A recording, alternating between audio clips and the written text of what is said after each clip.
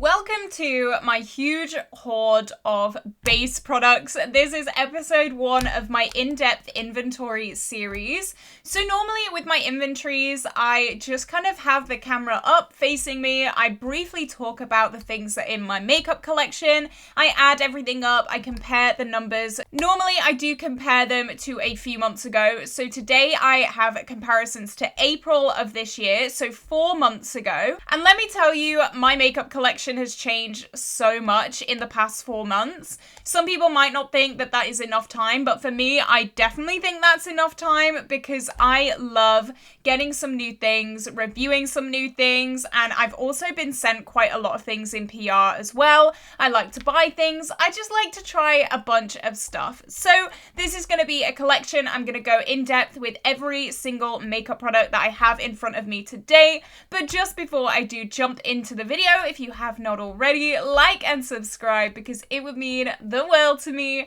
I upload every single day and I love bright, fun, colorful makeup. I love trying new makeup, testing it all out, and I love collection videos as well. So if you love collection videos too, definitely stick around. As I said, this is the first in the series. I've got cheeks, eyes, and lips coming up soon. So I'm going to put all these to the side. I'm going to compare, I'm going to talk about everything, what I like, what I don't like. So sit back. This might be a long video, so make yourself comfy, grab a coffee, and let's do this. So I have spoken about primer before. I actually don't like primer. I don't use it. I don't have any primers in my makeup collection at all. I'm really sorry. This towel is dirty already. I was doing some repressing videos and it's got a little bit smudged, so just ignore that. But I have very, very dry skin, so as long as I moisturize very well before I do my makeup, I don't need primer. I don't have any in my collection. I don't want to buy any. I'm very, very good without primer.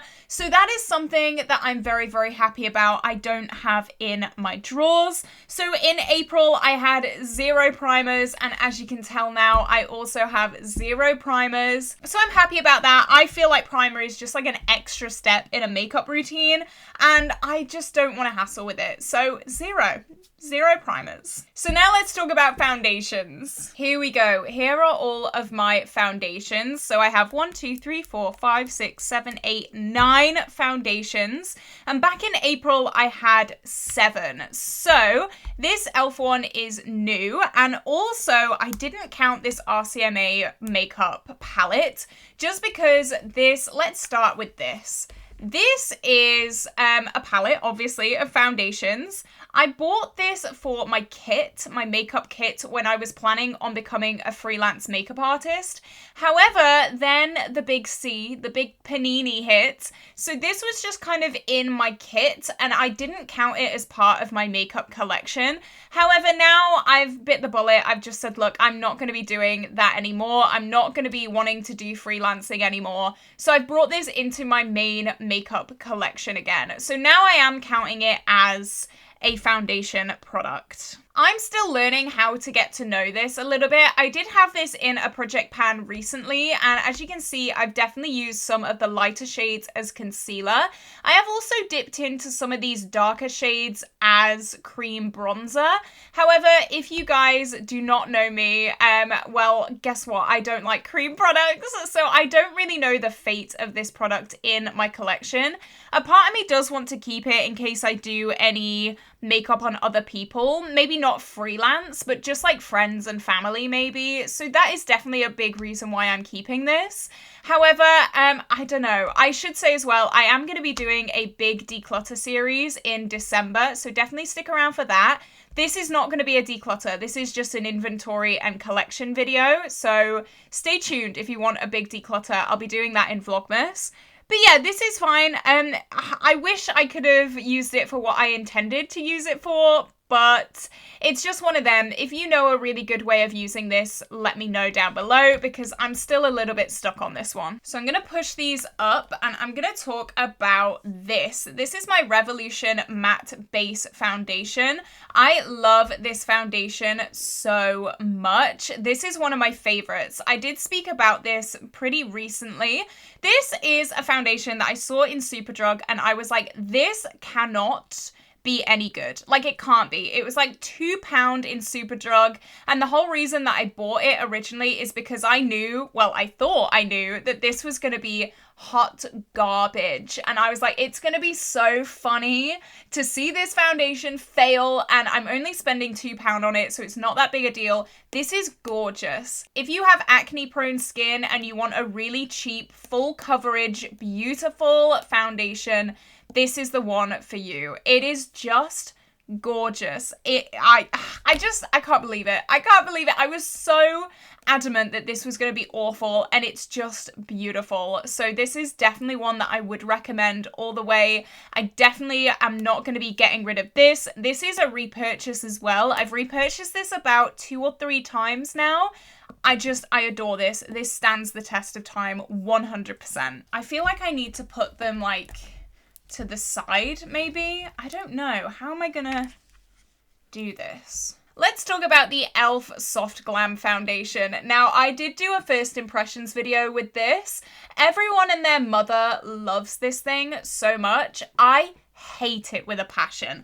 I really, really hate this thing. I have very dry skin, for context, and I saw a lot of the reviews of this going viral, being like, this is the most amazing foundation in the world. Oh my gosh, I love it. Everyone loves it.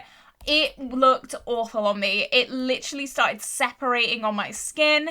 It was dry. It was patchy. It was just awful. I've tried it twice now. So the first impressions was just with my normal skincare routine.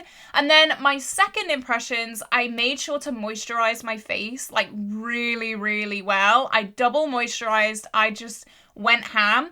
It looked a lot better when I did that, but it still was not great. It really, really wasn't. A few of you guys have been saying to use this with a sponge and not a brush. So maybe I'll double moisturize and use a sponge, but honestly, that just seems like a hell of a lot of work for this foundation. If you have dry skin, steer clear of this. I know that all the influencers hyping this up makes it like really desirable and everyone wants it, but dry skin, friends, do not do it. It is not worth it. So I think I'm going to give this one more chance with a sponge and double moisturizing.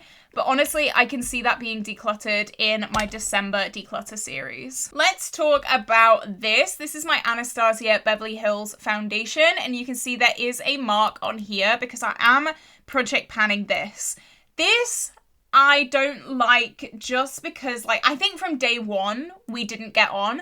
So I bought this on Black Friday last year and I went into Boots in store and I got scammed. So the Boots in store was a lot more expensive than Boots online. Trust me, for Black Friday, shop online. Do not go in store because you'll get better deals. So I ended up paying like £40 for this anyway, and I just don't really like it. It is very, very thin. If you guys don't have any skin issues and literally just want like a very low to medium coverage foundation to balance out your skin tone, maybe this is the one for you. But for people with acne and for people who like a more full coverage foundation, this is not for you. Also, what is this? ABH, what is this? This is unacceptable for a £40 foundation. I've had to tape it all up because it leaks so bad. I have to keep this on my desk standing up outside of my main makeup collection, which is just an absolute faff. I think this probably isn't going to be a declutter, but it is definitely going to be something that I try and project pan just to get it out of my collection because I don't particularly love it at all, but I also can't declutter it because it is just so expensive. Okay, let's take from this side. This is my Uoma Flawless IRL Skin Foundation. I bought this for graduation, which was actually this time last year. It was June? Was it June? No, it was July 14th last year, I'm pretty sure. This is slightly too dark for me. However, I love the formula of this. It's really, really pretty. So I do like to mix this in with either a lighter foundation or a lighter concealer, and that is how I really, really enjoy it. It does smell a little bit of paint, I will say, for some strange reason. I'm just getting like a paint smell from it. But it's something I really, really do like. I like these more full coverage foundations. I like my acne to be cleared. I want to fool everyone into thinking I don't have any acne, and this is definitely a good one for that. Yeah, I need to play around with it a little bit more because the last time I reached for it was quite a while ago. So I don't know, it's something definitely to have a look into. Okay, 4 more to go. My Urban Decay Hydromaniac. You can see we're pretty far down on this guy. This I would not repurchase just because it's very light coverage. It's more of that skin tint. I only bought this because I was really self-conscious of my smile lines a few years ago, or like this time last year kind of. And I thought that if I got a lower coverage foundation that it wouldn't sink into my smile lines as badly. Then I ended up getting filler. Then I ended up just like letting it dissolve naturally or as much as it could do. And I just don't reach for this. I've learned I'm a full coverage girl. I still love my full coverage. I do mix this in with this. These are my Project Pan like dream team. But this is way too light and not very full coverage. And this is way too dark and very full coverage. So I feel like they go together really, really well. Yeah, I'm going to finish this. You can see I've not got that long left. I'm going to finish it and then it's just going to go. I think I'm not going to repurchase it. It's fine if you like a skin tint and not much coverage. It's great. It's very, very glowy, very hydrating. Love that about it. But coverage-wise, not for me. Then this was sent to me in PR, the Makillo foundation. I've actually used up one of these already, the lighter shade, and then this is the shade 2.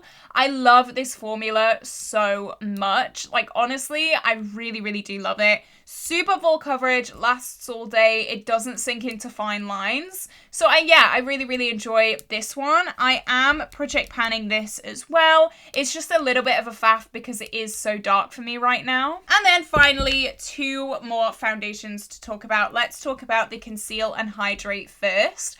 I really do like this foundation. It is very, very hydrating, which is great. I said before, I do have very dry skin, and it's also very full coverage as well. I really like Revolution foundations for the most part. I think they do really good base products. It's just like eye products that I'm really not a fan of Revolution for.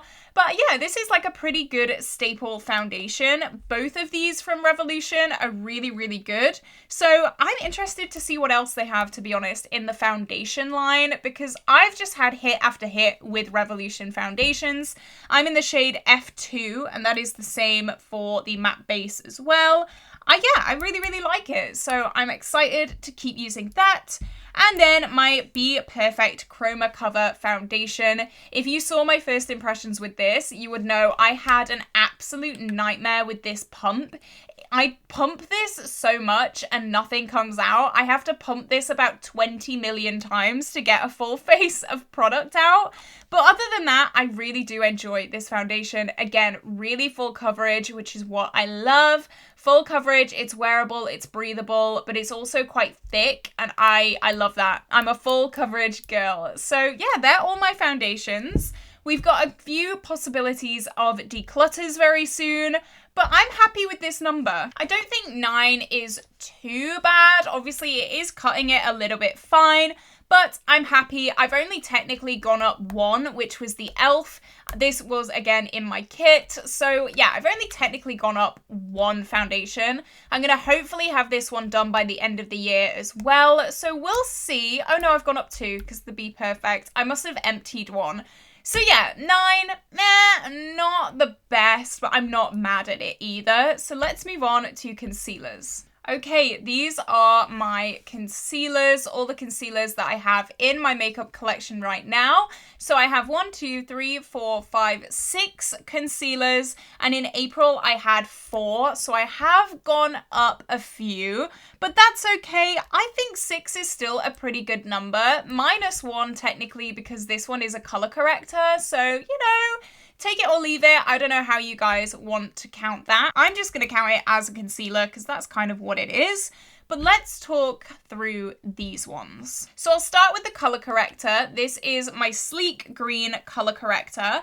I don't use this that much at all, really. This is possibly going to be a declutter at the end of the year. I do have very bad acne, like I've said before, but I just don't seem to reach for this. This was in an everyday makeup drawer recently. I just did not use it at all. It wasn't something that I was reaching for. It's something that I forgot about. I think it is because I never really learned to use color correctors, so I've just like never really been interested in them. Maybe I need to learn to use it in order to appreciate it a little bit more.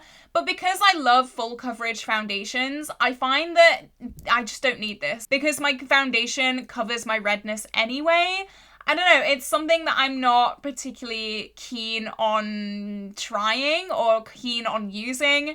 It's just been kind of sat in my makeup collection for a really long time, so it's definitely something that in the next few months I'm gonna have to either learn to use or really think about decluttering. Next I have my e.l.f. Hydrating Camo Concealer, and this is a recent purchase. I've got like gunk all over it. I think it's eyelash glue. I've just made it so much worse. Oh no. This is really nice. I think I was the last person on earth to actually try this, but I really, really like it. It's really hydrating, which is what I need. My under eyes can get a little bit dry and crepey sometimes. It's a perfect color. This color is Fair Warm. I do have a quite a warm undertone, so Fair Warm was pretty good for me. I do feel like there's a lot of product gone from this, and I've only used it a few times, so that's interesting. But yeah, I definitely like this one. Next, let's talk about the Revolution Conceal and Hydrate Concealer. So I do have the matching foundation for this. This is in the shade C1, and I really like this one as well. It's thick, but it's not too thick. It's not like crepey and drying. Hydration is like a massive thing that I look for in a concealer, and this is a really, really good one. So I'm really happy about that. Next is my Collection Lasting Perfection, and I have repurchased this so many times. This was like my first concealer in the UK. If you are from the UK, you will know this concealer very, very well. I decided to buy the shade 2 Porcelain because if you remember before, I did say a few of my foundations are a bit dark, so I like a lighter concealer to mix in with it. This is normally the one that I mix with those dark foundations because it is very, very light, and I got a really light one for that reason. But I really like it. It's hydrating again, it's 16-hour wear, it's so full coverage, and it's so inexpensive as well. It is just like an absolute British staple concealer. Next, this went viral, and this is the NYX Pro Fix Stick Concealer. I have the shade Too Fair. This is a little bit more drying because it is in a stick format. I probably don't have that much left, no. This I've been reaching for so much. You can see I've got a big chunk used up there. I saw this on Trendmood and I was like, oh my god, I need to buy it. And then it was a US exclusive for weeks. And it finally came to the UK. I finally got my hands on it, so I'm really happy about that. I really, really love this under my eyes and as a spot concealer. I just really like this. It's so full coverage. Love. And then this, I actually bought this yesterday. This was in TK Maxx. This is the Nabla Close Up Stay Full Smooth Concealer. I haven't used this properly on my face. When I got this home, I did just dab it on my jawline just to make sure it was the right color. This is the shade Porcelain, but this was £3.99 in TK Maxx, and I was like, oh, come on, I got to. Whenever I go to TK Maxx, I always find that the shades are so dark. They only have super, super dark shades. So when I saw this, I was like, oh my god, yes, I gotta buy it. It seems like a really, really good shade for me as well. So I'm really excited to give this one a go. I've been wanting to try more Nabla for ages. They did have some Nabla foundations in TK Maxx, but they weren't my shade, unfortunately. But I'm really excited to give this one a go. This is brand new, and I'm excited for it. I am really excited. So 6 concealers. I really don't think that is a major red flag kind of number at all. I think 6 is pretty healthy. We've obviously gone up from 4, but in the past few months, I think I've bought all 3 of these in the past few months, and then I have emptied some concealers as well. So I'm pretty happy with that. Let's move on to the final category of this video, which is powders. All right, these are my powders. I have my pressed and my loose powders with me today. So let's move these up and let's talk about these two. So these are my pressed powders, and you can see I have major progress in both of these. So this is my Too Faced Born This Way. I am trying to finish this up by the end of the year, and you can see, like, we're very close to finishing this up. And then this is my She Glam powder, and you can see we've got a big old pan in this. So let's talk about Too Faced first. I've had this for so long. I should not be putting this on my skin at all. But, I mean, we're so close to finishing it, and it's not breaking me out at all, so I just figured, you know what, it's fine. Just keep going, keep pushing through, and hopefully we can have this done by the time that it does expire. I really like this. It's got a lot of coverage on it as well, so I'm gonna keep pushing forward on this. And then the second pressed powder is the She Glam. Like I said, I have actually finished the loose side. You can see there's nothing in this, so that was a recent powder empty. But this is gonna be done very soon. I'm gonna have to buy some more pressed powders because both of these I want to be done pretty soon, and I don't really have a go-to pressed powder. So let me know down below, what is your go-to pressed powder, because I'm gonna need to know quite soon. I don't support She Glam anymore. The reason that I want this done is because I don't want any She Glam in my makeup collection. You can see here, this loose side is completely done, so I'm halfway there. But this is fine. It's a nice powder. It works. I don't really have anything else to say. So then I have these 4 loose powders. I should say pressed powder in April I had 2. It's the same 2. I've not gone up, I've not gone down. And then loose powder, I actually went up 1. In April I had 3 and now I have 4. I actually bought this Trigwell one not recently, but a few months ago, so that has boosted my numbers up. Let's talk Coty Airspun. This is such a classic powder. Everyone back in the day, oh my goodness me, oh no. I'm gonna have to wash this towel before I start filming the next update. Why did I do that? That was such a stupid idea. But I can smell this. I actually love the smell of this. I think it is so nice. But a lot of people don't like the smell. That's just gonna have to stay there, I think. Just ignore that.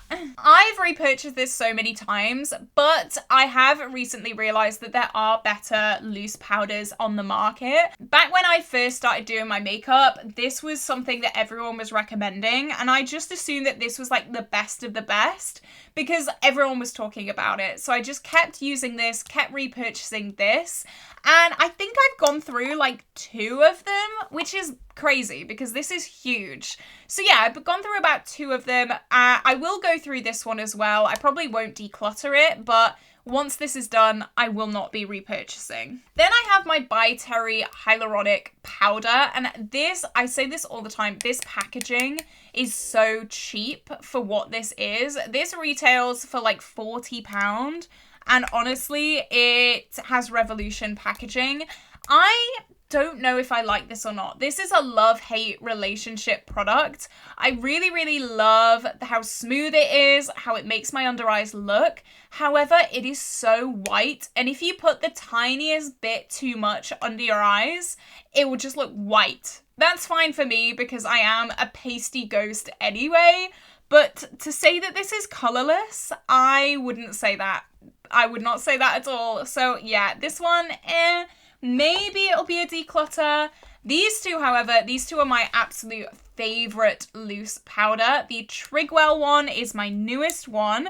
This was a recommendation from Make Me Up Missa, and I buy anything that she sells. Honestly, I would buy it all. This is beautiful. It's really, really smooth. It makes me really want to buy the Trigwell puffs, like the little, you put it on your finger and it's like a little wedge kind of thing. I really, really want to try that because I love this powder so much. And then for Christmas this year, well, last year technically, I got the Huda Beauty powder as well. And again, I feel like I'm the last person to try this because everyone was raving about this back in the day. And I got my little grubby paws on it at last. I love this thing so much as well. This is definitely one of my favorites. I'd say these two are probably my favorite. So I don't think my powder collection is out of control, but this is what my base collection looks like. What do you think of my base collection? Have you got way more products than this? Have you got way less products than this? Do you share my thoughts on some of the products that I spoke about today? Let me know everything down below. But this is the end of the first episode of my inventory series. I really hope you're loving the more in-depth makeup collection inventory, and I'm definitely loving it. I think it's really nice to get to know all of my collection, really go in depth with everything, and I hope you guys find it satisfying as well. This video is gonna be so long, I can already tell. Look at the mountain of makeup that I have in front of me right now. It's all falling. This is gonna be pretty tricky to sort out, but this is episode 2 of my inventory series, inventory/collection. This is my blush, bronzer, and highlights. You can see there's a few, and there is so much out of frame right now that you can't even see.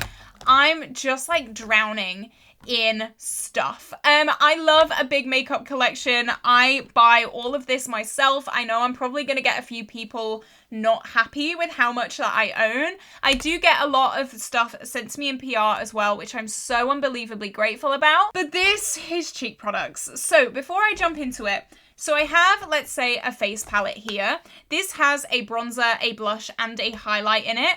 I count this as one bronzer, one blush, and one highlight. I do not count my face palettes as separate categories. If it's a pan of blush, it counts as one blush. I know a lot of people do inventories very differently, but that's just how I like to do things. I just wanted to say that before I started this video. But I'm going to jump into it. I'm going to swatch most things, I think. And I'm also going to compare my numbers to April of this year. I know that doesn't sound like that far away, but my collection has changed quite a lot, I think. And it'd be interesting to see how exactly it's changed. So I'm going to try and just pick out the bronzers. Wish me luck. All right, so I've just thrown my blushes and highlights in this big box, and we're going to delve into these a little bit later on. Here we go. These are all of my bronzers in my makeup collection.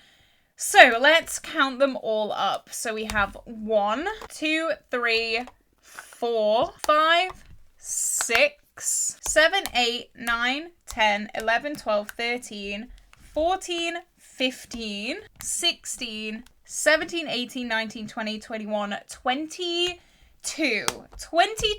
bronzers. So 21 powder bronzers and 1 cream bronzer up here, which actually isn't that much more than April this year. So April this year, I had 19 powder bronzers plus 1 cream bronzer.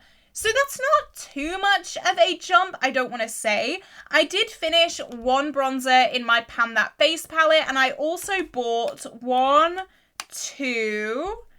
Have I bought any more bronzers? I must have done somewhere. I did buy this one, but I don't know if it was that recently. It must have been. So yeah, 3 new bronzer products. So let's talk about face palette bronzers first. Okay, here we go. My face palette bronzers. So I think I'm pretty happy with this number, to be honest. Let's start with my Carrez.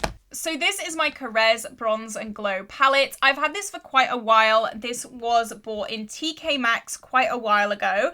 And this bronzer is very, very light for me. I'm not sure if you're going to be able to see that. It is definitely one of my lighter bronzers. Can you even see that on my hand? Oh my gosh. This bronzer definitely is not reached for much because, I mean, I was going to say you can see, but I don't think you can. It's very, very, very pale. I can build this up if I really, really work for it, but I definitely keep this palette for the highlight and the blush, not necessarily the bronzer. You can definitely see it somewhat there on my hand, but it's really not very impactful at all. If I could like dig out this bronzer and maybe replace it with something, I probably would. Maybe that's something that I will do in the future, but just for this like palette aesthetic, I really don't want to do that right now. But yeah, this bronzer is definitely like not it. So now let's talk about some NARS. So this is my NARS High Profile Face Palette, and I have obviously dug my nail in here, which is so annoying. I'm not going to swatch this though, because I do want to sell this. If anyone's interested, let me know, DM me on Instagram or something, but I would like to sell this because I'm just not reaching for it. But there are two bronzers in here. They are called Spin-Off and High Demand. So hopefully I can sell this palette in the near future and I can get two less bronzers in my inventory. So I'm not going to spend too long on that just because I don't really see it as part of my collection. This is my NARS Exposed Cheek Palette, and you can see there are two bronzers in this one. This is well loved. This is a really, really nice bronzer. And then this one is slightly too dark for me. You can see there are definitely two very, very different colors. So these are more of that gelée formula of bronzer, and they are definitely very pink leaning. I really, really like these though. They're so pretty. I've really got like a love for this palette over the past year, I think. This bronzer, I mean, you can just see how well loved that is. It is crazy, and I really would like to get more use on this palette as a whole in the coming year, hopefully. I really want this as Pan That Face palette next year, and I think I can do some major damage on this. So these two bronzers I'm really, really happy with, and sometimes I do mix them together on darker days because I feel like this one is slightly too pale, but this one is slightly too dark as well. So yeah, I get use on both of them, but especially this middle one. Next, I have this Lion King face palette. So you can see it is beautiful. I love the Lion King so much. And I have 4 bronzer shades in here. So technically this is a contour. Oh my god, I've not got any makeup on. So technically this is a contour, but I'm just going to count them all as bronzers. Obviously, I'm not going to be able to use most of these bronzers on myself. I do definitely reach for this shade the most, which is called Marula. And you could probably see there, this is definitely more of a neutral tone compared to the NARS ones. This is definitely more yellow. The NARS are definitely more red leaning. But I just love this palette so much. Yes, because of the packaging, but also this bronzer is beautiful. This contour I can use, and I can also use this shade, which is called Cub, as well, as more of a kind of neutral, cool bronzer. So you can see that there. That's definitely more cool. That's definitely more warm. Love this palette so much. And this was one of those that I lusted after again. I really, really wanted this so bad, but it was a US exclusive, and then I got my grubby little paws on it. So big, big ka-ching there. And then I have 2 little palettes here. So I'm going to start with the Anastasia Beverly Hills Italian Summer Face Palette. So you can see that bronzer swatch there. It's really, really nice. I actually replaced the highlight in this palette because the highlight was horrific. It was just like really thick and dense. Not a good highlight in this palette, but the bronzer and the blush are beautiful. So you can see that bronzer there, definitely more of a neutral tone. And then the Revolution Chocolate Bar palette. Oh, these bronzers are very similar actually. Look at that. That is crazy. They're like exact dupes pretty much. I think the ABH is slightly cooler, but they're very, very similar shades. So yeah, that's interesting. So now we're moving on to single bronzers here. And you can see my face in this one. So this is definitely going to be the one that we start with. This is Fenty Beauty Caramel Cutie. And this is slightly dark for me, I feel like. But you know, I like a dark bronzer every now and then. Actually, compared to the others, it's not too bad. This has a slight greeniness to it. I'm not sure if you're going to be able to see that. It's very, very strange, but I still really do like this bronzer. You can probably tell the Fenty logo is pretty much worn off by now. So this is definitely a really, really nice bronzer in my collection. I feel like I've gone super rosy and then I'm going down, down, down to more yellow tones. But I love that Fenty one so much. Let's do Kevyn Aucoin. I've not been able to reach for this one a whole lot, but this is definitely a new one in my collection. I've just swatched the whole thing up and down to try and get a good color match. Yeah, this is definitely more neutral leaning. You can tell it's definitely a lot less warm than that Fenty, and I really like a neutral, deep bronzer. I just love this thing so much. This was another TK Maxx steal. I just love this thing so much. And I love how this side has a bit of a sheen to it.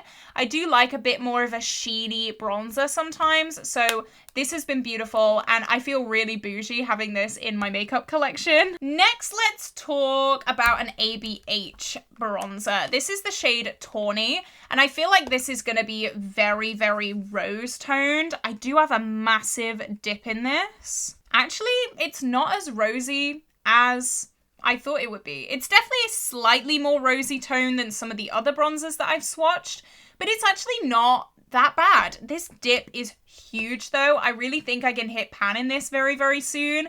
And if I can, that would be amazing because I love this bronzer. And again, this was another TK Maxx find. I feel like there's a bit of a pattern emerging with TK Maxx steals. I feel like this is throwing my lighting off. So let's talk about this. This is my only cream bronzer in my makeup collection.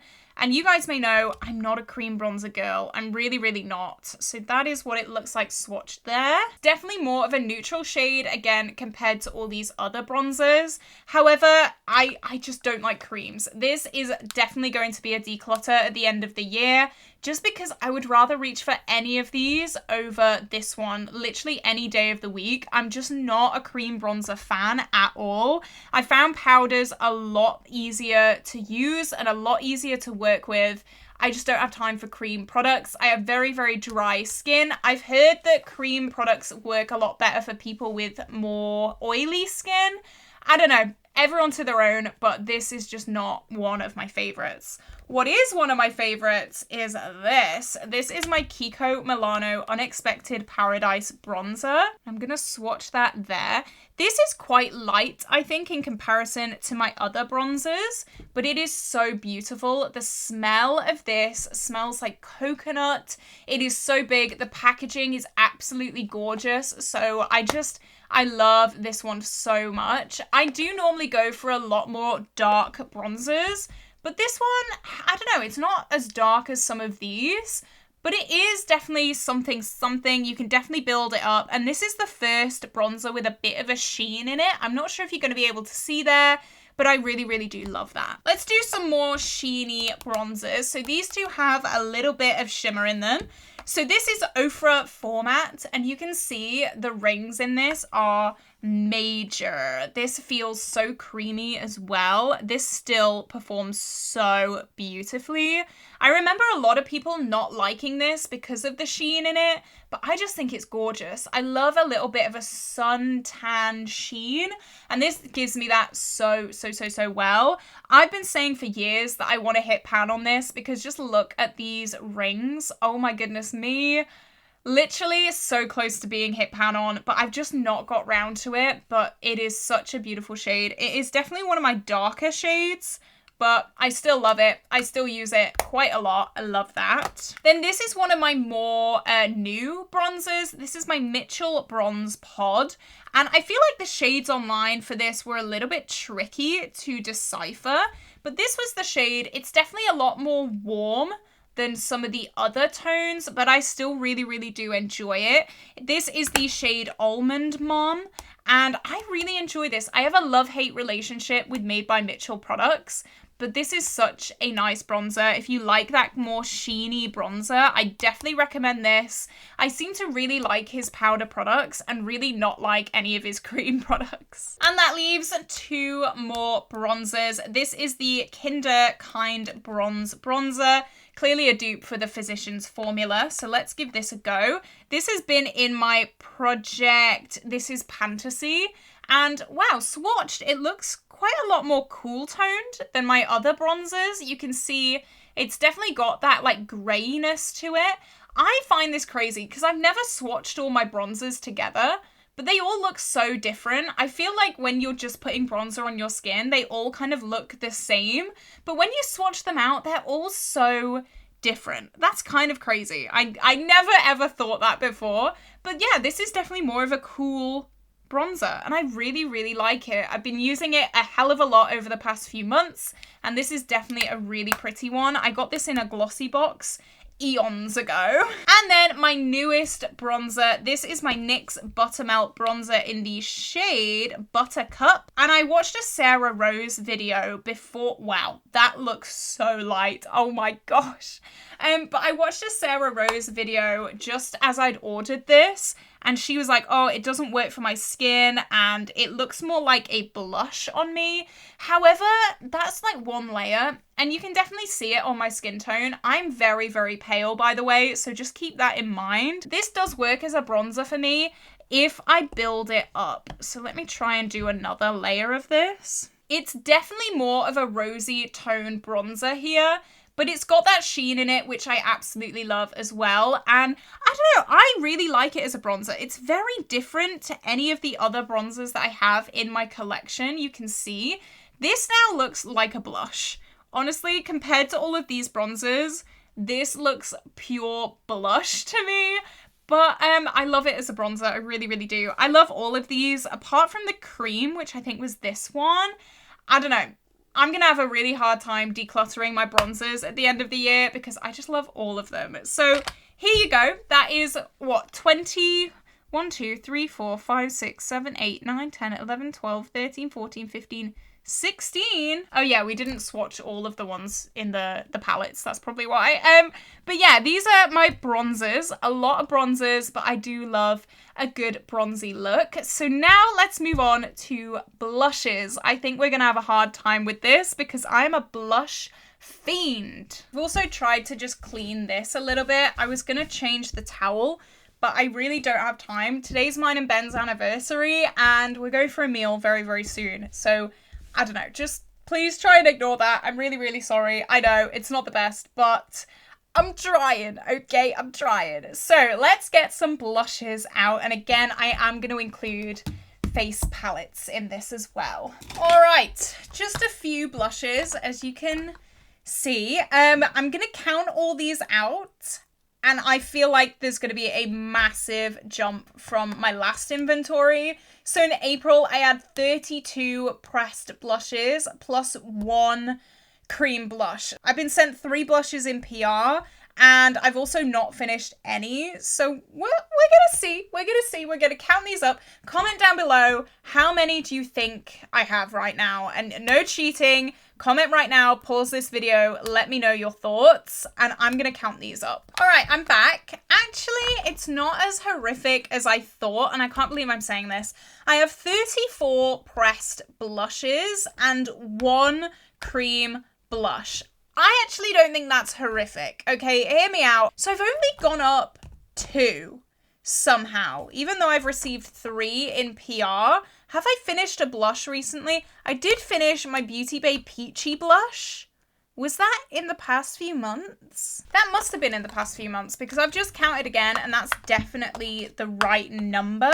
So, hey, who knows? Who knows? Maybe I've done a lot better than I thought I did. So let's again start with base palettes, have a little bit of a swatch party, talk about some of the blushes, if I like them, if I don't like them, and then move on to singles and do a whole thing again. I hope you're enjoying this because I find this so fun. I'm absolutely loving this. Here are my face palettes that have blush in them. That's going to annoy me, so I'm going to turn that around. So we do have some familiar faces from the bronzer round, but also some new palettes as well. Like I said, I do count a blush as one pan in a face palette. So some of these face palettes may be in all three of these categories. So let's start swatching. So like I said before, this high profile palette from NARS, I'm not going to swatch because I do want to sell this and I just don't, it's so pristine. I don't think I've actually used this at all.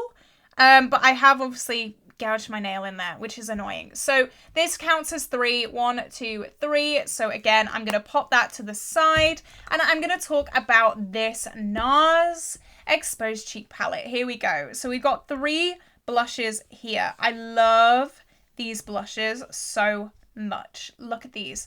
I really wasn't keen on the Gelée formula at first, but now I feel like I've really gotten to know it and really gotten to love it. And it's like my perfect cream, but not cream.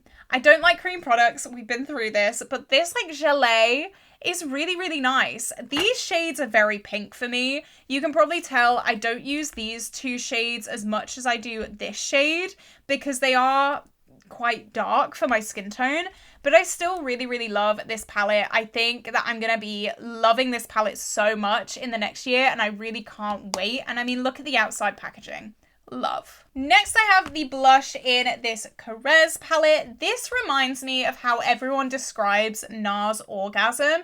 It's got that like yellowy shimmer in it. I've never tried or swatched NARS Orgasm. I feel like I'm blowing my lighting. There we go. Yeah, I've never swatched NARS Orgasm. I've never tried it, but this, from what everyone says, is very, very similar to that. Just like sheen with like gold in it. And I really, really do love this blush. As I said, I do keep this palette for these 2 shades, not necessarily the bronzer. So I'm very happy with that. So next I have some of my smaller palettes. Let's start with this Makeup Obsession Sweet Like a Peach palette. Look how cute this is. Now, these 2 shades I really don't like, but these 2 shades I really, really do like. So this doesn't have much pigment to it. Let me swatch it like here. Oh, it does actually on my hand. Maybe I'm a big fat liar. This is why I need to try my products more because I say something and then it just turns out not to be true. This one, from what I remember, doesn't have much payoff. Yeah, it's like, it's fine. It's not like nothing special, but these 2 shades are like so unique. Look at these shades. So we've got a peach, like a pinky peach, and then just like a pure orange. Now, I'm way too scared to use this pure orange on my skin without mixing it with some of these, but mixed with some of these, it is so pretty. And then this super vibrant peach shade is just so stunning as well. I really, really do love this and I will keep using it. Next, let's talk about, if you're not already bored stiff of these palettes, look at these. These are my Pan That Face palettes this year, and you can see there are 2 blushes in here. I've got pretty good progress on both of them. So Sinfully Delicious is my favorite, even though it's not got organic pan on it. This was where I gouged my nail into it by accident. Trust me. And then Mastery of Chocolate is like my more everyday. Even though it's not my favorite shade, it's definitely the more everyday shade. So I've definitely got more use on that one. So that is what those 2 look like there. I've just been using this pretty much every day. It's a really nice, just neutral, don't have to think about it, not too in your face kind of blush. And then Sinfully Delicious, I have got a pretty big dip on this, to be honest, because England did have a heat wave. You can see the rings there poking through a tiny bit. England had a heat wave recently, so I've absolutely been loving this more poppy, vibrant blush. And they both do have some little bits of shimmer in them as well. So I do love both of them. I would really love to have this nearly finished by the end of the year. You can definitely see the rings poking through this one as well. A massive organic pan. So I'm loving these 2. I've really enjoyed playing with these this year. Next is the Anastasia palette once again. This blush also has a massive dip in it and it is stunning. stunning. It is so vibrant. I don't think I have anything quite like that. It is just so like hot bubblegummy pink, but in a really nice way. It's not like the trendy bubblegum pink that was going around, but it's definitely something a little bit different, and I really do love that. Next, I have these two palettes, and these are what these ones look like. So this is, like, I gotta swatch this. Look at this shade. Oh my god. Can you get more pink than that? I do not reach for that often at all. I reach for like this shade quite a lot though. This is my Technic Warm palette, and I got this in a mystery box. And like the shades are really pretty. There's a lot of kick up in these, but this one works really well as a mixing blush as well. If I do want to do something more vibrant, I can mix it in with this kind of like whitish blush, and it works really, really well. So I love that palette. And then this one, these are two blushes as well, Midnight Rose and Blushing Luna. We have one really vibrant shimmery pink, which is that one there, and then one more of a brownie neutral blush, which is that one there. Very, very different, but very, very beautiful. All right, that's it for cheek palettes for the blush section. Let's bring in a whole lot of single blushes. I'm gonna have the time of my life with these. Here we go. These are all of my single blushes. Let's get them all in frame. Here we go. The lights are reflecting off quite a few of them, so I'm gonna get rid of the ones that the lights are reflecting off first. So this is my Kiko Unexpected Paradise blush, and this is honestly one of my favorite blushes in my whole collection. Again, it does smell beautiful, and it has like a terracotta brownie red kind of feel to it. It's very similar actually to the blush that I've just swatched above it. Like that's quite eerily similar. But I mean, the packaging of this is stunning. The smell of this is gorgeous. I just love this for an everyday neutral blush. You can see it's not very pink at all. It's definitely more earthy. And that's, I just, oh, love, love, love, love, love, love. So let's do some of these Odin's Eye blushes. I was so lucky to have Odin's Eye reach out and send me these. Like, are you kidding? Who am I? Who am I? Who am I? But let's start with Solar Eclipse. This was one I wasn't really a fan of. I need to try this as a highlighter because it's definitely, like, this is not a blush. That's not a blush. That is a pure highlight. And I even think as a highlight, that's going to be so dark for me. So I probably will be getting rid of that one in my declutter series because I just can't use it. I've tried to use this on my cheeks. It just doesn't really work. But the other two I really, really love. So this is the shade Pink Bloom. And this is in my everyday makeup drawer right now. I've not been able to use it yet, but that is what that one looks like. It's super pigmented, a really, really nice neutral pink color. It's quite a cool tone pink, so gorgeous. And then the final shade is Lilac Mist, which is definitely a lot more pink, a lot more vibrant. And let's pop that one there. Again, like so pink, very reminiscent of these first shades that we swatched. Like that is pink, and as long as you have a light hand with this, it can work quite well for very pale skin tones, but you've got to have a light hand because that is crazy. So we have two Milani blushes here. So I have, of course, Luminoso. Everyone knows her, everyone loves her, and then Sunset Passion as well. So let's swatch these. Luminoso was in my last everyday makeup drawer, and I loved playing around with this. It's just a very everyday pink kind of shade. It is so lovely. It's got that slight sheen to it as well. Just stunning. And then Sunset Passion, I don't actually use that much. It's more of this like mulled wine kind of neutral shade. That's really pretty though. I definitely should use that more because that is like really gorgeous. Okay, let's do this one. This is a little bit of a different one. This is some shades from my Pan That palette, which is my Modern Renaissance all Franken together. So I know I'm probably not going to finish this as well as my Pan That palette this year. That's fine. I'm going to get round to it at some point. Wow, they look really similar too. That's kind of crazy.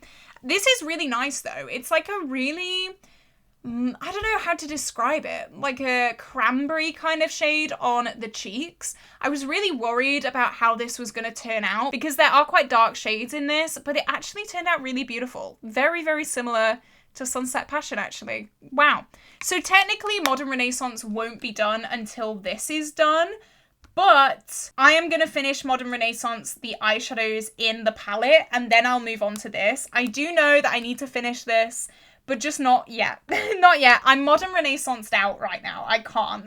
I do have two Lottie London blushes. Let's move these to the side and let's try and find a place to swatch these. So this is Haze, which is the teeny tiny baby one. And then we have Red Hot, which is the darker one. These look quite similar.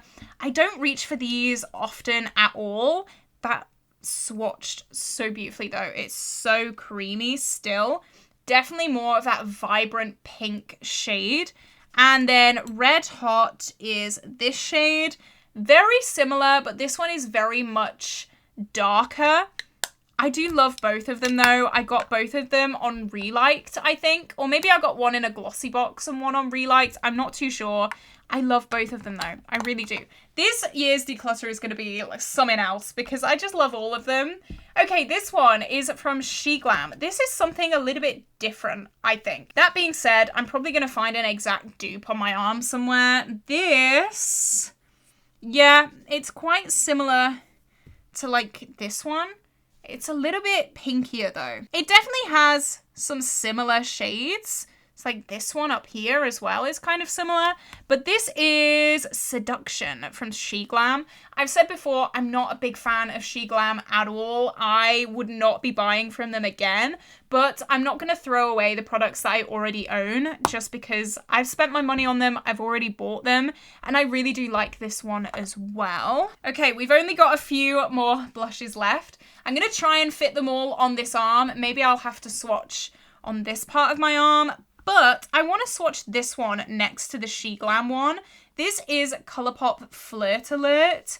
And it's definitely more of a cool tone as well. Oh, wow. You could not see that swatch at all. I'm going to build this up. Okay, they're definitely very different. Flirt Alert has more of that, like, purpliness to it. And Seduction has more of that, like, browniness.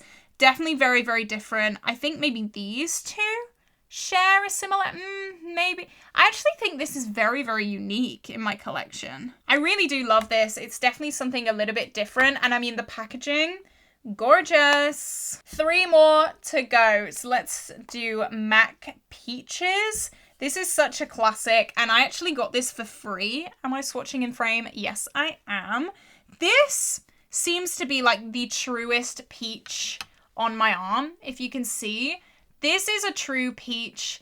These are definitely more orange. There's a lot of pink, a lot of brown. This is like a peach. True, orangey, pinky peach. And yeah, I didn't realize how unique this was actually. That's very, very unique. So there you go. I love this. Yeah, I got this for free because when I did get Glossy Box, I filled out those little questionnaires that they sent you every month. I don't know if they still do it, but I got so many Look Fantastic points that I got this and the Too Faced Born This Way concealer for free because I just completed so many little questionnaires that they just gave me money off. So here you go. I love this. I have not used this in forever though. You can tell it's pretty much brand new. It's barely ever been used. I've had this for years though. That's the thing when you have so much makeup. It's really hard to try and get love on everything. And that's another reason why I'm absolutely loving my Everyday Makeup Drawer series because I feel like I can kind of spread the love a little bit. So my 2 Fenties are next. This is Sangria Sunset and Mimosa Sunrise. 2 very unique shades and I love them both. So this is the orange That is the pink. On their own, they do look a little bit out there. However, mixed together, can I just like swatch them mixed? That is not a good swatch. Can you see that? That is a really nice peachy neutral blush shade, slightly warm, but I really do love them mixed together, and that's why I keep them. Again, this was another one I lusted after, and another TK Maxx steal, and I have left this one for last because this is my only cream blush. That is what that one looks like there, a bright red. I have spoken about this recently. I'm not keen on this shade. I've just like smudged all of the swatches. That's so annoying. I'm not keen on this formula. I'm just really, really not. I just don't like creams. So this is probably going to go in my declutter. Just because it's cream. I just don't reach for it at all. So here we go. This is the big old swatch of blushes. Look at them all. Oh my goodness me. What is your favorite blush formula? Let me know down below. What is something that gets you every single time? I'd love to know. And yeah, this is something else. This arm is something else completely. But we're nearly finished with this video. We've got one more category left. We've got highlight left. And let's count them all up. Let's put all these blushes away. And let's finish with highlight. All right, so these are my highlights. Again, a few familiar faces with the face palettes up here. So I've just counted them up, and in April I had 14 highlights, and now I have 18. So I have gone up because Odin's Eye, again, sent me these gorgeous highlighters. And I also bought this, which is the Kimchi Pearl Gone Wild. So these are the 4 new highlighters in my makeup collection. I love them all. I'm so grateful. So we're going to swatch everything once again. And we're going to do a big old collection video of all of my highlighters. So I hope you're still with us. I hope you're still comfortable. We're on the final stretch. So let's put away the single highlighters, and again, let's start with the palettes. So once again, same deal with this. I'm not going to swatch this highlight because I do want to sell this eventually. This is so dark for me as well. This highlight is like a yellow gold. It would never ever work for my skin tone, so double the reason not to swatch that. This is my NARS Exposed Cheek palette. Oh my gosh, you've never seen it before in your life. I know. This highlight, I actually really didn't like it when I first tried it, but now I really, really do. Like, this is subtle for me. This is my kind of subtle highlight. I know, shocker. I know a lot of people would not class this as a subtle highlight, but for me, it's like an everyday, nice, just neutral highlight, and I really do like it just for every day. As I've been reaching for this bronzer, I've also been playing around with the other shades in this palette, and this highlight as well is one of them. It's one that I've actually learnt to love a little bit. I was adamant I did not like this highlight when I first bought this palette, but guess what? I like it now. Who'd have thought? Who'd have thought? Next is the Carez Bronze and Glow palette. I'm going to start with the old goodies, the ones that we've already kind of spoken about. This is very, very similar. I think the NARS is slightly darker and maybe slightly pinker. This is definitely more neutral, more champagne-y, but again, very, very similar vibes, very similar like reflectiveness.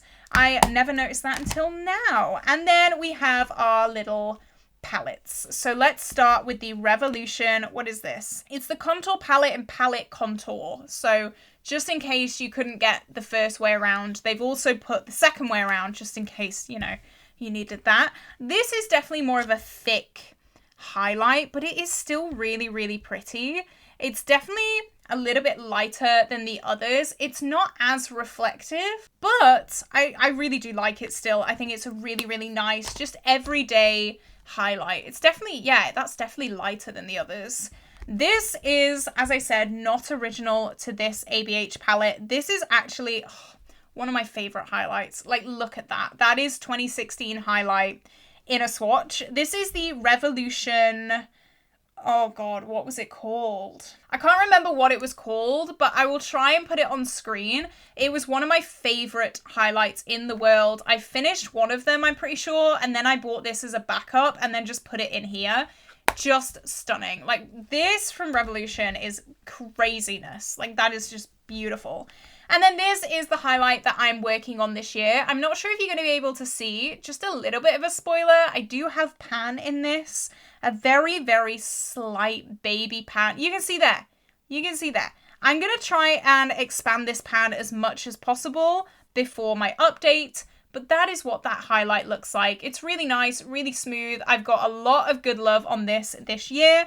This was pretty much full. No, it wasn't. It did have a pan in this when I started panning it. But, I mean, I'm really hoping we're going to have this done by the end of the year. That would be incredible. So let's move on to single highlighters and see what shiny goodness we can find. Here we go, here we go. So some single highlights. So where's the one I don't want to swatch? This one. So this is called Light Glory from Odin's Eye. Wow, you can see that duochrome so well there. It's like a bronze to like a chartreusey green kind of color. And I don't want to swatch this for obvious reasons. I am a ghost. I am pasty white. This is not pasty white. This is dark. I'm going to try and find someone with a darker skin tone to use this. One of my co-workers goes really, really dark in the summer. Maybe her or one of her siblings can use this. I don't really know many people with super deep skin tones. I'm going to ask around, but I don't want to swatch it just because I won't use this. So someone else can use it. I'd rather them have a brand new highlight instead of a highlight with my grubby fingers in it. Let's do Star Legend, which is one that I really want to play around with. You can see that, oh, that duochrome there. It's like a pink to a yellow shade. Just beautiful. This is one of my newest highlights. Look how bright that is. This is definitely like a glittery highlight. If you're not into super glittery, metallic, in your face highlights, these probably aren't for you. You can tell the difference between these more smooth highlights and then this just like party central glitter. I love them though. I think they're so fun. This is Moon Tears, which is the second one that I'm keeping. This is more of like a yellowy blue, kind of more neutral in a sense. You can see that there. I did do a first impression. Then you can see that duochrome there, like a blue to purple. So stunning, so glittery, just so fun. Like, this is just a fun highlight. I really do love that. And I want to swatch this kimchi one next to that Odin's Eye one, if I could open it. Oh my gosh, there we go.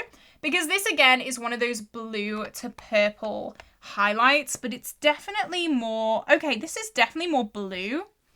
There we go. You can definitely see how blue that is in comparison. I feel like this, I can't believe I'm saying it, is the more neutral one. Who'd have thought? Because that is definitely not neutral. But I really love the kimchi one as well. It's definitely one of my more new highlights. And you can definitely see how crazy that is in comparison to these more neutral shades. But I just love it so much. Let's do this one, the Lion King X Revolution Heart of a Lioness. I was a little bit scared of this highlight because it is very pink, as you can see there.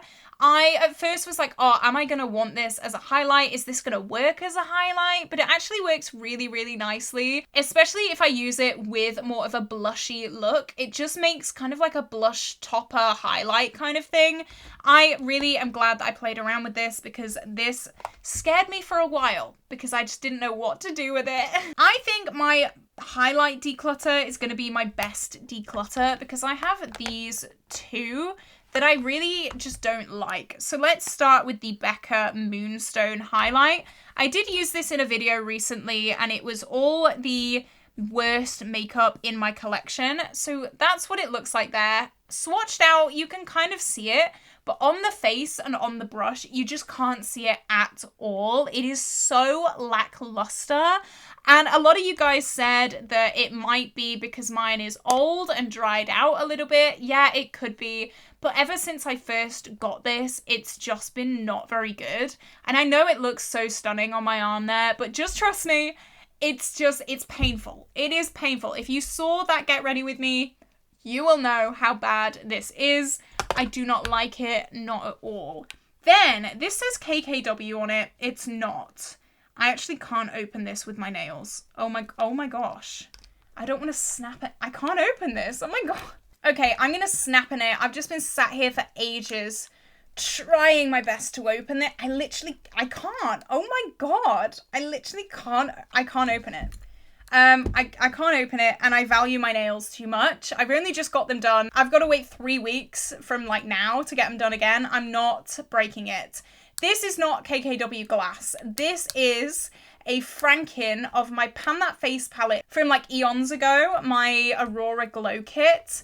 And I put myself through the torture of trying to finish that glow kit, and I got very, very close. This is the only remnant left, but I've got PTSD from that. I have been panning that for so long. I just don't want to look at it again. I've burnt out with that palette, so that is definitely going to be decluttered. That, and I can't even open this compact, so that's good. The rest of these I actually really, really enjoy. So let's start with this. This is the Glow Globe from SheGlam. We've had the SheGlam talk before, we all know. This is something really, really different though. This isn't necessarily a highlight. I don't use it as a highlight anyway. You can see it there. It's like PC glittery shimmer. And I use this as an eye topper. So I might put this in my eye, like single eyeshadow drawer, because this as a highlight is not for me. With these look glittery, but if you blend them out and you really like buff them into the cheeks, they do kind of go a little bit more smooth. This just stays glitter. This is a pure glitter topper highlight, but as an eyeshadow I really do enjoy it. So I think I am going to put this in my eyeshadow drawer because I really don't like it as a highlight. As an eyeshadow, that like PC glitteriness is just stunning. I love that. Oh, for a glazed donut. What a throwback. You can see I have a pan in this. This was my first high-end highlighter and I was so excited to buy this. I was just like what seems like a young little child when I bought this. And I bought it from Beauty Bay. It was my first high-end pretty much anything really. It is so grubby right now. I'm so sorry. But this I just loved and I used and abused this. I don't even think this was in a project pan. I just hit pan on this and kept using it. And I mean, I'd love to get more use on it, to be honest, because it is getting a little bit old and I've already got like a massive head start on this. So if I can maybe pan this in the future, that would be incredible. I would love that. This is like an unexpected favorite. This is my Sleek Solstice Equinox highlight.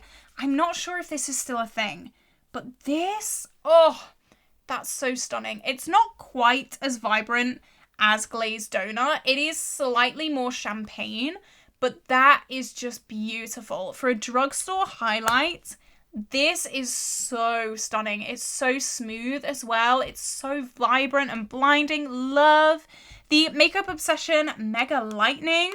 This is crazy. This was like £4 and this will blind you. Like, that is like crazy. Oh my gosh, this is almost like too much. I've never ever experienced a highlight that's too much, but this is verging on that line. This is like, it's getting there. It's like, it's pushing it a little bit, but this is like £4.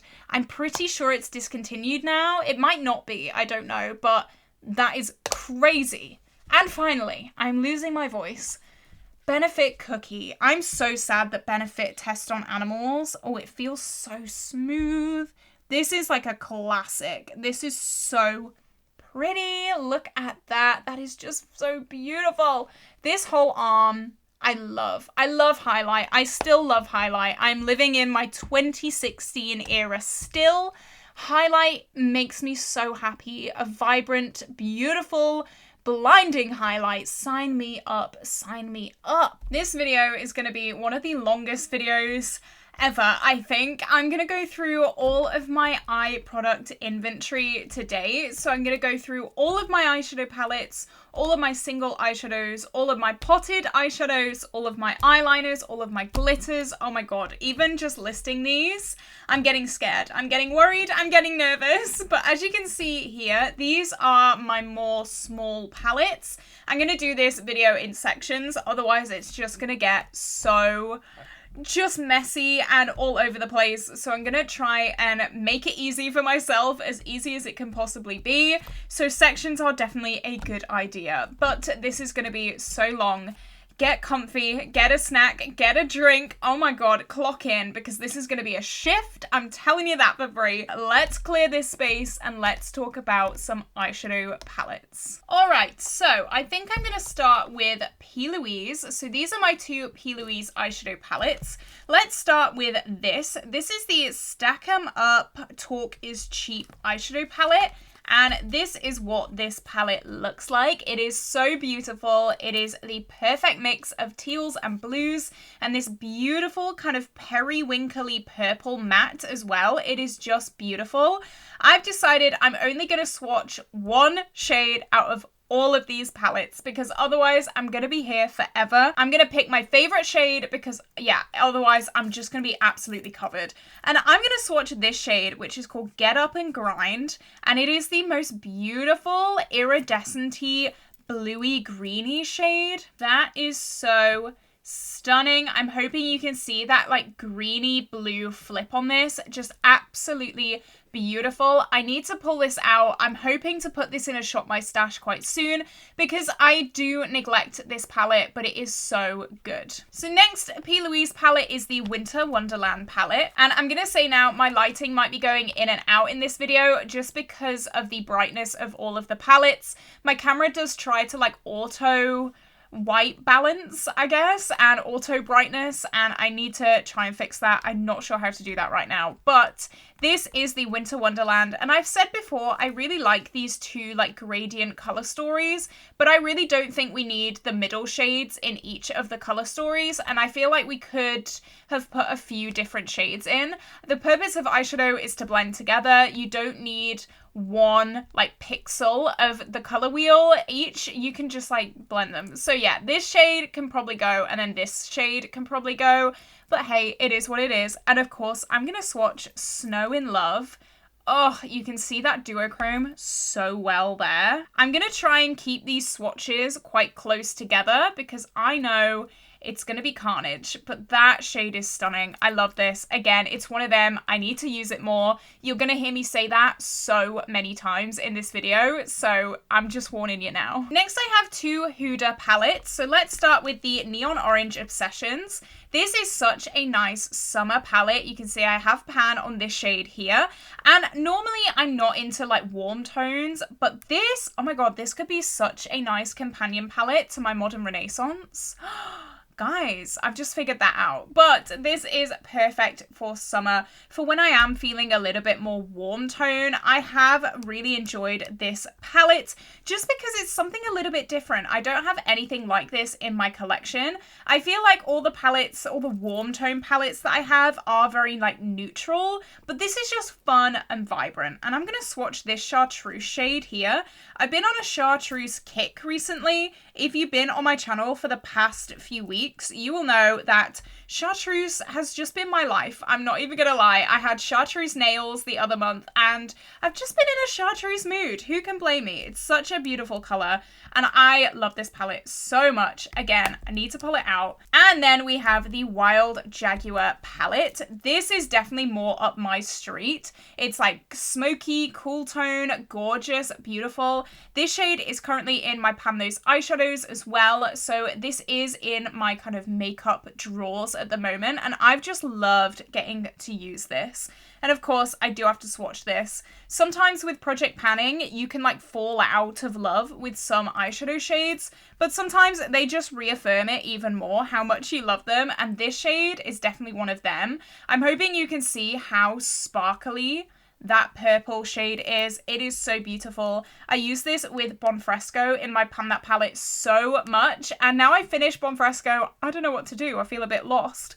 But this palette is stunning, beautiful, love it. Let's talk about Nabla. This is definitely a neglected palette in my collection. It's very neutral, and because of that, I just feel like I'm always panning other neutral eyeshadow palettes, but this needs some love. I'm going to swatch Luxuriance, and I barely touched that, and you can see how ridiculously bright and pigmented that shade is.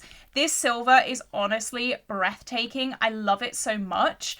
This shade Gem System is just gorgeous as well. These two mattes are stunning. This is the kind of palette that makes me excited to cut back on my project pans a little bit, just because I want to use this. I want to get to love it. And I think it is such a gorgeous palette just to be rolled in for like a few weeks. Just make some really nice everyday looks. I think that would be beautiful. So I'm really hoping to get love on this. This was in the running to be my Pan That palette this year, but it did lose out. And I'm sad. This makes me sad that I can't use it. So now let's talk She Glam. I don't support She Glam anymore. I really don't like the ethics of the brand. It's not something that I want to support, but I do have this palette in my collection, so I'm not going to be decluttering it just because I've already bought it. I do enjoy it. I should say now, this is not a declutter video, by the way. This is just a collection and inventory. So yeah, this is a beautiful palette. This shade shocked me when I hit pan on it because these pans are so shallow. And I know, you know, it's She Glam. Obviously, I'm not going to get loads of product, but I can't explain to you how shallow these pans are. They are like 3 millimeters. Like, it is crazy. That is that shade swatch there. It is beautiful. This shade is stunning, and it definitely gives me Subculture vibes. I really do like the color story. The mattes are a little bit on the dry side, which I'm not keen on, but overall, this color story is really beautiful, and who knows, maybe it will be in a project sometime because I would like to have it out of my collection. Again, I don't support She Glam. I don't like their ethics, so maybe that'll be a good motivator to get this out of my collection. This is a tiny baby palette from Shall We, and this is the Deathless Spirit eyeshadow palette. I love this thing so much. This is my first experience with Shall We, and it's just beautiful. I love it. I did do a review and I did a Get Ready With Me not too long ago with this palette, and I'm gonna swatch this shade. Of course, this is so vibrant. It's one of those opal kind of shades. It's got some blue, some purple, just absolutely beautiful. And look, the chartreuse, it looks like this. I love a blue and a chartreuse. I love contrasting colors, so this palette has been just gorgeous. Next I have this. This is the Haggard Cosmetics, what is it called? You see my chin there. Hey, it's the Capture Tonight palette. You're just gonna have to deal with me here. Hello.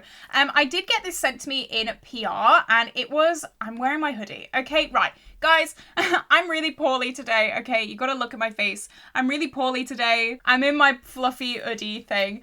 But yeah, this was sent to me in PR. I'm so unbelievably grateful. Of course, I'm swatching this shade.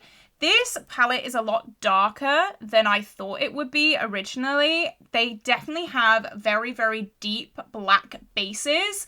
All of these shades do. But the look that I did with this is beautiful. You can see this is one of those blue to purpley duochromes. It is just so stunning. If you're in the market for like a super grungy, like gothy kind of palette, this I would recommend very, very much. It is amazing quality, and I'm looking forward to getting more love on this. Then finally, for this little section, I do have my Lion King and Revolution palettes. I've been over these so many times, I just don't think I could ever get rid of them. I don't really like the quality of these, but the Lion King, that's all I have to say. On this palette, I'll probably swatch Lioness. This is like my favorite shade. It's a chartreuse, who's shocked? And then this one, I don't know, maybe Throne is my favorite shade. They are so stunning. Like, color story wise, they are really pretty, but I just don't like the quality of them. The shimmers are really, really thick. I am wearing this shade and this shade today, and it's just not good. They're not good. They're not pigmented at all. But the Lion King, I really don't know if I'll be able to ever get rid of these because I'm such a Lion King nerd. It is ridiculous.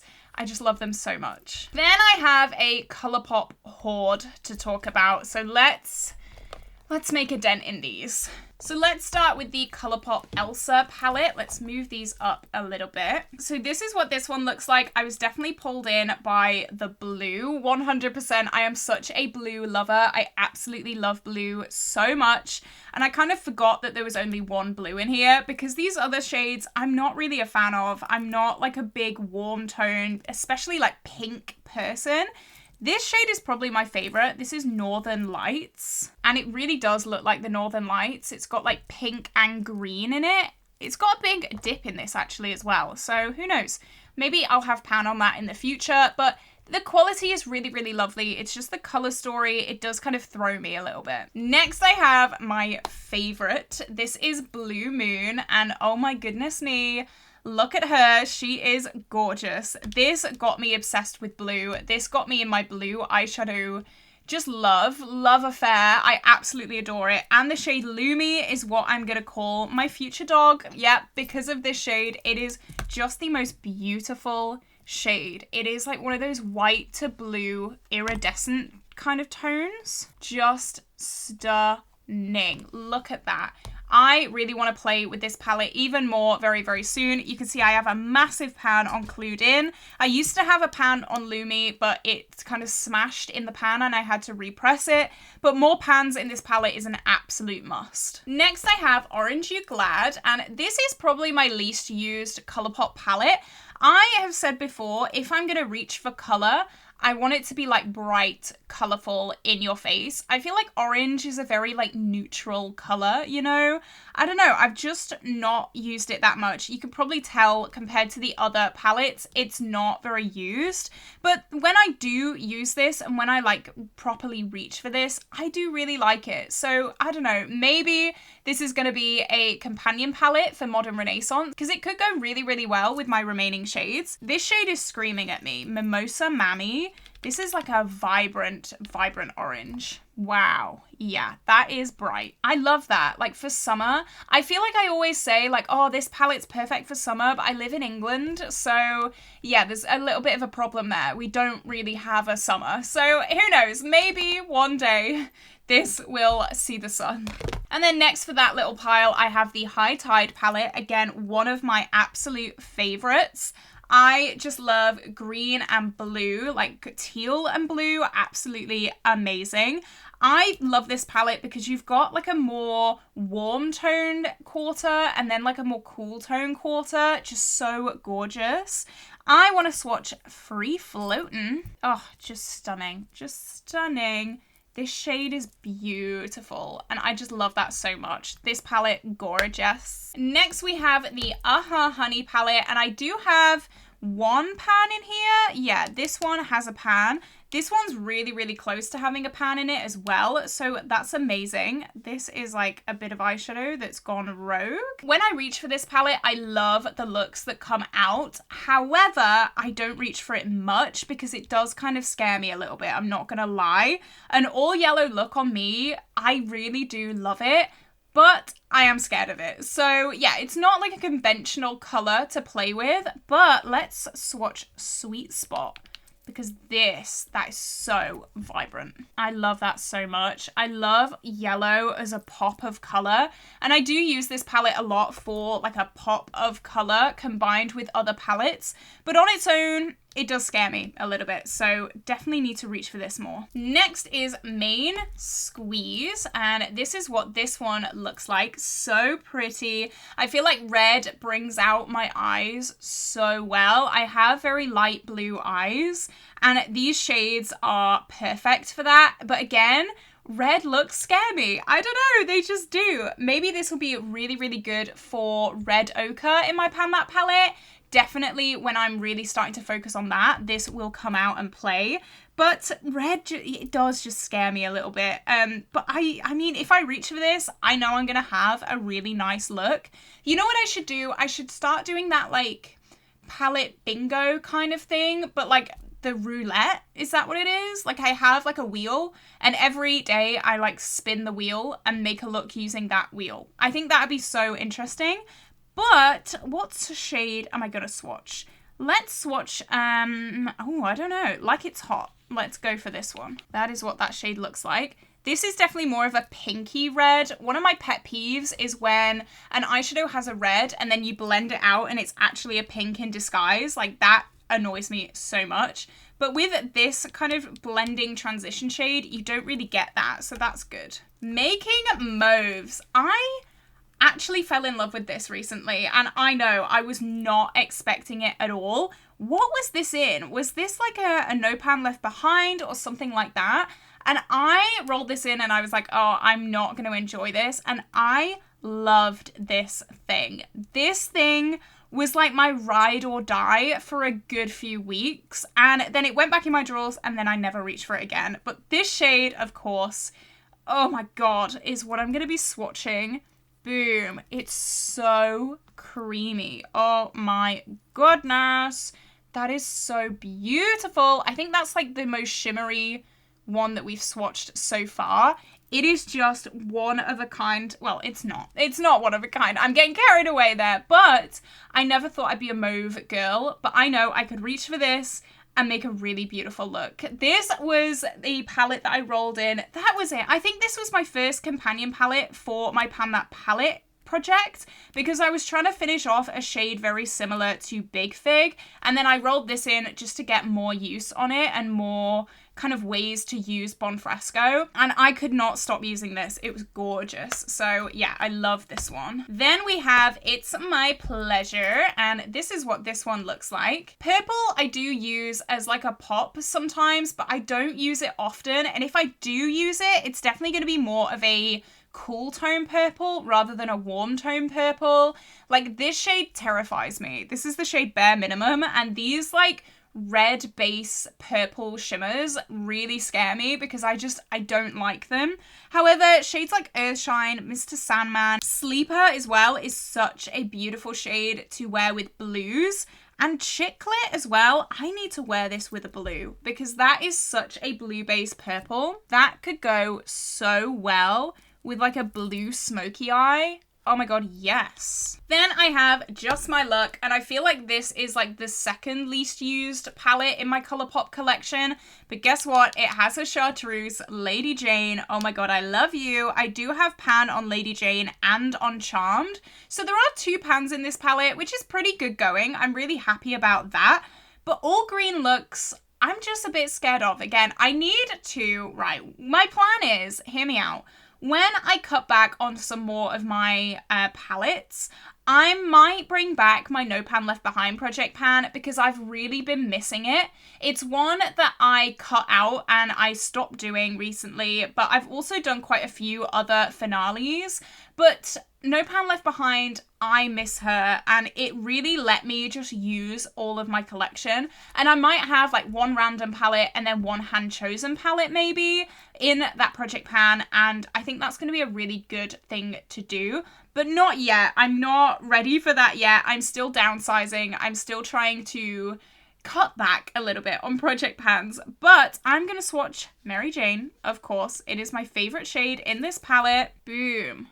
Here we go. I feel like that's definitely more of a greeny chartreuse rather than these other chartreuses that we swatched. This definitely has more green in it, and I love that. And finally, for ColourPop, this is the That's Taupe palette. You can see I've had a bit of an accident with it here, so I'm just going to leave it like this and deal with that later. But Slated, yes, this is my Project Level Up palette right now, and I've not actually been able to reach for it that much. I am thinking of cutting back on Project Level Up because it's a very, very committed kind of project. I have to hit 3 pans in this. It's a lot, and I really don't want that. I'm gonna replace Level Up with No Pan Left Behind, I think, just because I don't want to have like 10 palettes that I'm trying to pan.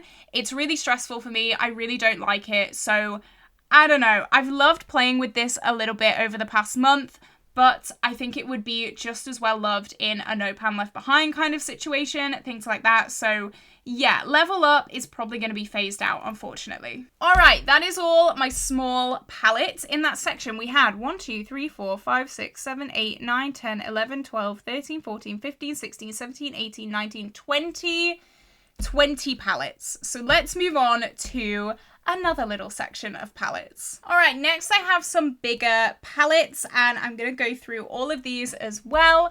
I am having a really good time swatching all of these gorgeous palettes today, so let's keep going. Let's jump straight into this section. All right, so let's start with my Bella Pierre All Stars palette.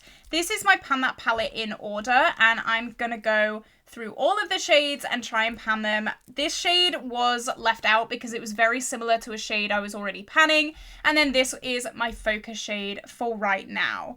So let's swatch something. Oh, this is so close to hitting pan as well, so that's amazing. I've got a lot of shades that are quite close to pan, and I have a hair in it, so let's move that. I'm gonna swatch this shade, I think. This is such a unique, like, grey purple shade, and let's swatch that there. It's got, like, flecks of purple and blue in it, which is just so stunning. I can't wait for this one to be my next shade that I'm panning in this. I really struggled to get that sentence out for some reason, but yeah, I'm really, really loving this palette. Then we have ABH. Now, are you ready for this? Here we go, Modern Renaissance. What an old gal. I have repressed Realgar if you didn't see my shorts on that, but I'm really trying to get this palette done by the end of the year, and I don't know, do you think I can do it? I'm not sure. You're gonna have to keep up with my Pan That palette updates. They come on the 1st of every single month, and I am just working my way slowly through these 3 shades. A lot of sunset looks, a lot of warm tone looks, just, it's been a lot. It's been a ride with this. I started panning this at the start of 2023, so it's been nearly 2 years that I have been working on finishing this. It has just been a lot. Let's just say that. It's been a lot, but the end is in sight. I've definitely learned that I am not going to continue a Pan That palette over the 1 year mark because I just feel so burnt out with this, and even if this isn't finished by the end of the year, I will still have a break from it. I do want to finish it completely, so I'd probably roll it in later on, maybe in my Pan That palette series, but I'm definitely going to want to just have a break from this at the end of the year. I want to try and finish Realgar very soon. I don't know if it's going to be this month, just because it's so firmly pressed, but I actually repressed this not that firmly, and it's still firmly pressed, so it just wants to be firmly pressed all the time. I'm not going to swatch this palette because honestly, like, there's 3 shades left, but I thought I'd show it to you guys anyway. Next I have Soft Glam, and this is definitely a more neutral palette as well. I do have a few pans in this, as you can see, and this was a companion palette not that long ago, and I absolutely loved Orange Soda with Realgar. It worked so well, but I did kind of find that I wasn't keen on these shimmers. They're just, like, not very impactful. But if I do use the shimmers with, like, a topper, then that's kind of good to go. That's how I like to use it. Again, very, very warm tone. There is Dusty Rose and maybe, like, Rose Pink that are kind of cool tone leaning, but otherwise very, very warm toned. I'm gonna swatch the shade Sultry, which is not a shade that I reach for on my eyes very much at all. I do like very light shimmers, but yeah, this one's really pretty. So yeah, I've had a play around with this recently. It's fine. It's not like an absolute staple in my collection, but it's still quite nice. And finally, for my ABH collection, I do have Subculture. Now, I love Subculture. Hashtag justice for Subculture. I know it has a lot of haters on the internet, but I just think it's gorgeous. This whole color story is so up my alley, and I just think it's beautiful. I do have pan on the shade Cube and the shade Axis, which I love both of these shades, but Electric is definitely the standout shade from this palette. Look at that. Oh, yes. This is one of those like green to brown duochromes. It is something else completely. I just love it so much. And yeah, hopefully I'll be able to get some use on this soon. Now I have, actually, I'm going to bring in these two as well. So my little Natasha Denona section. So let's start with the Glam palette. This is the Natasha Denona Glam. It was gifted to me by my wonderful friend Ali. Thank you so much, Ali. I have a love-hate relationship with Natasha Denona, and honestly, mostly it is like we're not friends. This is a very subtle formula. Even these two palettes, which are more colorful, are more of a subtle formula. They're not like the bright indie eyeshadows that I know and love. And I need to remember that when I reach for this. This is a very business, a very like funeral. I've worn this to a funeral, like very good for things like that. But for my everyday, it's probably not the thing that I would choose to reach for. However, this paired with maybe like Ritz or something like that would be so gorgeous. So who knows? I'm going to swatch this shade Inner Corner. This is probably the most intense shimmer in this palette. So I'm going to swatch that there. Like that shimmer is really, really nice. But the others just aren't like that. So yeah, very, very strange for me. My mind changes on this palette like every single day. And then I have two of the mini palettes here. So this is my mini star. It looks a little bit different to the original because I did get rid of this original shade and replace it with the shade Beetle from the Pastel Roses. It just has so much more impact, and honestly, the original shade in this palette offended me, so I just got rid of it. Here we go. That is that swatch there. It is so stunning and impactful and beautiful. So I did have this in an everyday makeup drawer recently. I did do a look with it and I did enjoy it, to be honest. So maybe now that this shade has been decluttered, this can be a little bit more in the limelight. And who knows, maybe it could be a Pan That palette because it is very everyday, but also with a pop. So that could be kind of fun. I don't know. And then the mini trio chrome. This got me. This really did get me. Yeah, so I have been waiting for Natasha Denona to do a colourful eyeshadow palette for literally years, specifically a blue palette. And then this came out and I was like gagging, and I just don't like the quality of it really. It's not for me, definitely not. I'll swatch this duochrome. It swatches great on camera, like it looks so vibrant on camera, but as soon as you get it on the eyes, it's just like not the best. So this is what I don't really like about Natasha Denona. Her shimmers are very like satiny. If you compare it to this Indie Duochrome, which is so glistening and piecey and vibrant, this is just more smooth, and I personally don't like that. I know a lot of people love that in a shimmer, but it's just not for me. So yeah, Natasha Denona, it's one of those brands, I don't know if I'm here or there. It's a confusing one for me. Next, I have two Titanium Foxes eyeshadow palettes, and these were both sent to me in PR. So I'm going to start with Poppy Storm, I think. And this is what this palette looks like. It is so beautiful. I just love this thing so much. Titanium Foxes is such an amazing brand.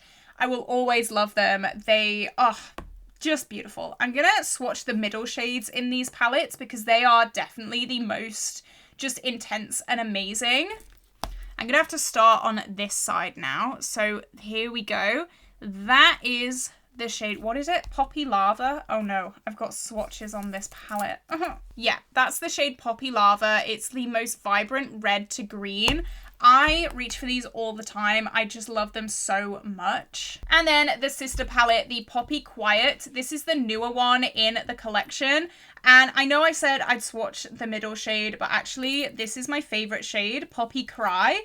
Oh my goodness me. Can you see that? This is one of the most vibrant opal shades that I have. And I reach for this all the damn time. I try and pair this with shades that this should not be going with just because I love it so much. So yeah, these two palettes, so stunning. Would recommend 100%. Then I have two palettes from another favorite brand. This is the Pastel Roses. And here I have the Rose Delights palette. This was sent to me in PR and I am so unbelievably grateful. I am wearing this shade Passion and this shade Luster today. I don't know if you can see my eye look. I don't know. It's a warm tone. Oh, I'm also wearing this as well, Whispers. So here we go. I've not had the chance to play around with this too much. This is definitely new in my collection, but I've used this like 3 times so far in some looks, and I'm just so obsessed with it. I'm of course going to swatch the shade Date Night. It is the blue.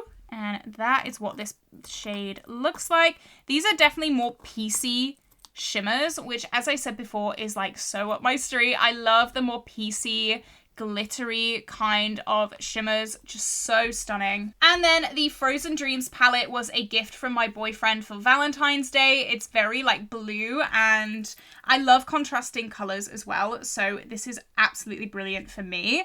I'm gonna swatch the shade Tail. This is almost like a smoother version of that other shade. I just love it so much. Just such a stunning palette.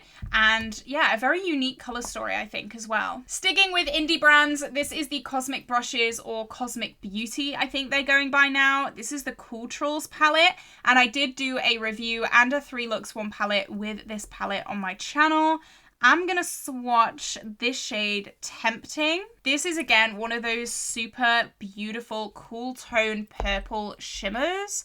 Let's put that one there. And it does have a few like blue specks in it as well. Just beautiful. I love this so much. Then finally, for this section, this is my Carnival XL Pro. What a relic. What a relic this is. I love this palette so much. You can tell it has been so used and abused. I've nearly finished this shade Pillow Talk as well, and the amount of pans in this is crazy. What do I want to swatch today? Let's swatch Inspire. I love my cool tone neutrals, and boom, look at that. Yep, beautiful. I absolutely love it. So now let's move on to the next section of my eyeshadows. I have another section of eyeshadow palettes. Then I'm going to run through my single eyeshadow collection, and then some glitters, and then some eyeliners. So we've still got a hell of a long way to go. I hope you're all still comfy. I hope you're all still enjoying this video. Let's move on. All right, next I have even more indie brands. I absolutely adore my indie palettes. So let's go through these and give them some swatches. So I'm gonna start with my Beauty Bay palettes. These are the palettes that I have from Beauty Bay. I absolutely love them all. So I'm gonna start with my Book of Magic. This is definitely my favorite palette of the bunch. You can tell because I've just used it so much. Look at all these eyeshadow pans. It is crazy. And yeah, I want even more eyeshadow pans in this palette because I can never stop. I just can't. What am I going to swatch today? I will swatch maybe the shade Wish. I don't swatch many mattes, but the mattes in this palette I actually love more than the shimmers, just because the mattes are just so vibrant. Look at that matte shade. Are you kidding me? This is stunning. I'm not a huge fan of the shimmers in this palette. I do reach for the mattes a lot more. I think you can tell by what shades I have pan on. It's like all the mattes. The shimmers just seem a little bit thick in this palette. The thick shimmers definitely aren't as much of a thing in the newer Beauty Bay palettes, but this palette, it does just have like a bit thick, a bit creasy for me. But the mattes are just out of this world. Love, love, love, love, love that. This was actually going to be my Pan That palette. This came in second place. And who knows, maybe next year? Maybe. Next is my newest one. This is the Botanical palette. This has a very special place in my heart because I know it's a little bit taboo to talk about, but my affiliate link for this palette was like the biggest success I could ever ask for. It was like overwhelmingly amazing. So thank you all so much. I did do a review and a 3 looks 1 palette with this. And my favorite shade is definitely Waterfall. This is a blue to kind of greeny yellow shade. I'm going to swatch that there. And when it comes to this palette, they have definitely sorted out the like thick shimmer issue with Beauty Bay. The mattes and the shimmers are just all gorgeous. So if you're looking for a Beauty Bay palette but you don't want those like thick shimmers, this palette is so well done. They've definitely sorted out that issue. Then we have the Wilderness, and this is what this one looks like. Every time I open this palette, I'm just like flabbergasted. These reds aren't the best. Like this is very, very like thick and not very nice at all. But I do have 1, 2, 3 pans in here, and I just love them all. This shade Breeze is just so beautiful. Wow, these two could go together really, really well. Oh my goodness. I need to do like a palette collab almost with the Wilderness and the Book of Magic, because I feel like they will go together so well. And next is the Reckless Romance. I have done a video review with this as well. I really did enjoy this. I wasn't expecting to enjoy it just because I'm not the biggest pink lover in the world, but this palette really blew me away. I love these cool tone, taupey, grey kind of shades as well. They definitely made me intrigued about this palette. If it wasn't for these shades, I would not be wanting to buy this palette at all, but these greys got me. And my favorite shade is this shade, which is the shade Girlfriend. It is so vibrant. It is crazy. Look at that. It is so bright. Love. And they are all my eyeshadow palettes, I'm pretty sure. So in April, I had 34 eyeshadow palettes, and now I have 37. So I actually don't know where some of these palettes have gone, just because I've been sent so many eyeshadow palettes in PR over the past few months. Like, it is kind of crazy. So I really don't know where my palettes have gone. Oh my gosh, these, I forgot about these. Okay, so 37, 38, 39, 40, 41. 41 palettes. That's where they were. They were being hidden. So yeah, I haven't spoken about these yet. So just kidding. We've got more eyeshadow palettes. So I can't believe I forgot them. This is the Zulu palette. This is going to make my screen very dark. I apologize. This was one of the first palettes that I bought, and it was just my gateway drug into colorful eyeshadow. You can see I have 3 pans in this palette, and I definitely want to get more pans because it's such a sentimental palette for me. It, again, was one of my first, and honestly, one of the best. Look at that shimmer. Are you having a giggle? Look at that shimmer. It is so stunning. This quality is absolutely out of this world. It blows so much out the park. Juvia's Place is such an amazing brand when it comes to eyeshadows. I love that. Next, I have the Odin's Eye Christmas Eve palette. This was my first run-in with Odin's Eye, and I absolutely adore this. This whole color story is so up my alley. It is crazy. I love these blues. I love these kind of more cool tone neutrals. Just beautiful. I'm going to swatch Silvery Dream because this is definitely a silvery dream. Look at that. Wow. This reminds me of Ritz quite a lot. It is just so impactful, so beautiful. Love that. Then Odin's Eye sent me this in PR. This is the Solomon 2 Moon Wish eyeshadow palette, and I have done a 3 looks with this and also a first impressions if you are interested in that. I'm obsessed. I'm absolutely obsessed, even more so because they actually sent this to me. Oh my gosh, I'm still like absolutely baffled by that. I'm gonna swatch this shade Moonlight. Abu. That is what that one looks like. It's one of those blue to purple shades. So vibrant and stunning. This is so beautiful. Like, this shade Dust is just my everyday dream. I love it. And finally, for real this time, I'm pretty sure, this is my custom eyeshadow palette from Lethal. I'm not a fan of Lethal, actually. I'm really not, which is really sad because this cost me so much damn money. I'm gonna swatch this shade, which is one of those icy blue shades. I don't know if you can't even see the swatch. Don't know if you can see here. It's just a bit thin. I don't know. This is the only product that I've tried from Lethal Cosmetics, and I've just been a bit underwhelmed. So yeah, there we go. So 41 eyeshadow palettes. That makes more sense. 41. We're up a few. We're up a little bit, but that's okay. Oh my gosh, I've literally forgotten another one. 42 eyeshadow palettes. Jesus Christ, they keep multiplying. They're like rabbits. Okay, this is... I'm pretty sure this is the last one. I know I keep saying that. I'm pretty sure. I'm so sorry. This was in my everyday makeup drawer, so I'm checking now, and I think that is it. I'm probably gonna have another one. 42. It keeps going, but this is so stunning. Like, this palette I love. This is one of my drugstore favorites, and I got this for my birthday last year, and I just can't stop reaching for it. I want this to look more battered because it is honestly like one of the most beautiful palettes. Boom! This has made me fall in love with NYX Cosmetics, and I now just love everything that they release. I am a simp for NYX. Okay, Right, I have my potted shadows here. Here we go. These are my potted eyeshadows here. Let's take them out. I have just looked through my everyday makeup drawer and taken them out of there as well. This towel is getting disgusting, but here we are. I might also throw this in with my kind of potted single eyeshadows. I don't know what category this would go in, but here we go. All right, I've just tried my best to get all those swatches off my arm. They are going to be stained a little bit, but this is what we are working with for potted single eyeshadows. So I'm probably going to do my ColourPop first, just because I love my ColourPop Super Shock shadows with all of my heart. Honestly, they are just so stunning. So I think this is my least favorite one. This is the shade Moonwalk, and this is one of those green to brown duochromes. It is still beautiful, but I really don't reach for this that much. Just green to browns aren't really my thing for some reason.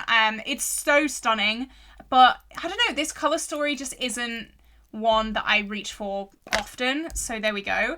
This is ColourPop Ice Dream, and this is one of those blue to purple iridescent shades. This is just gorgeous.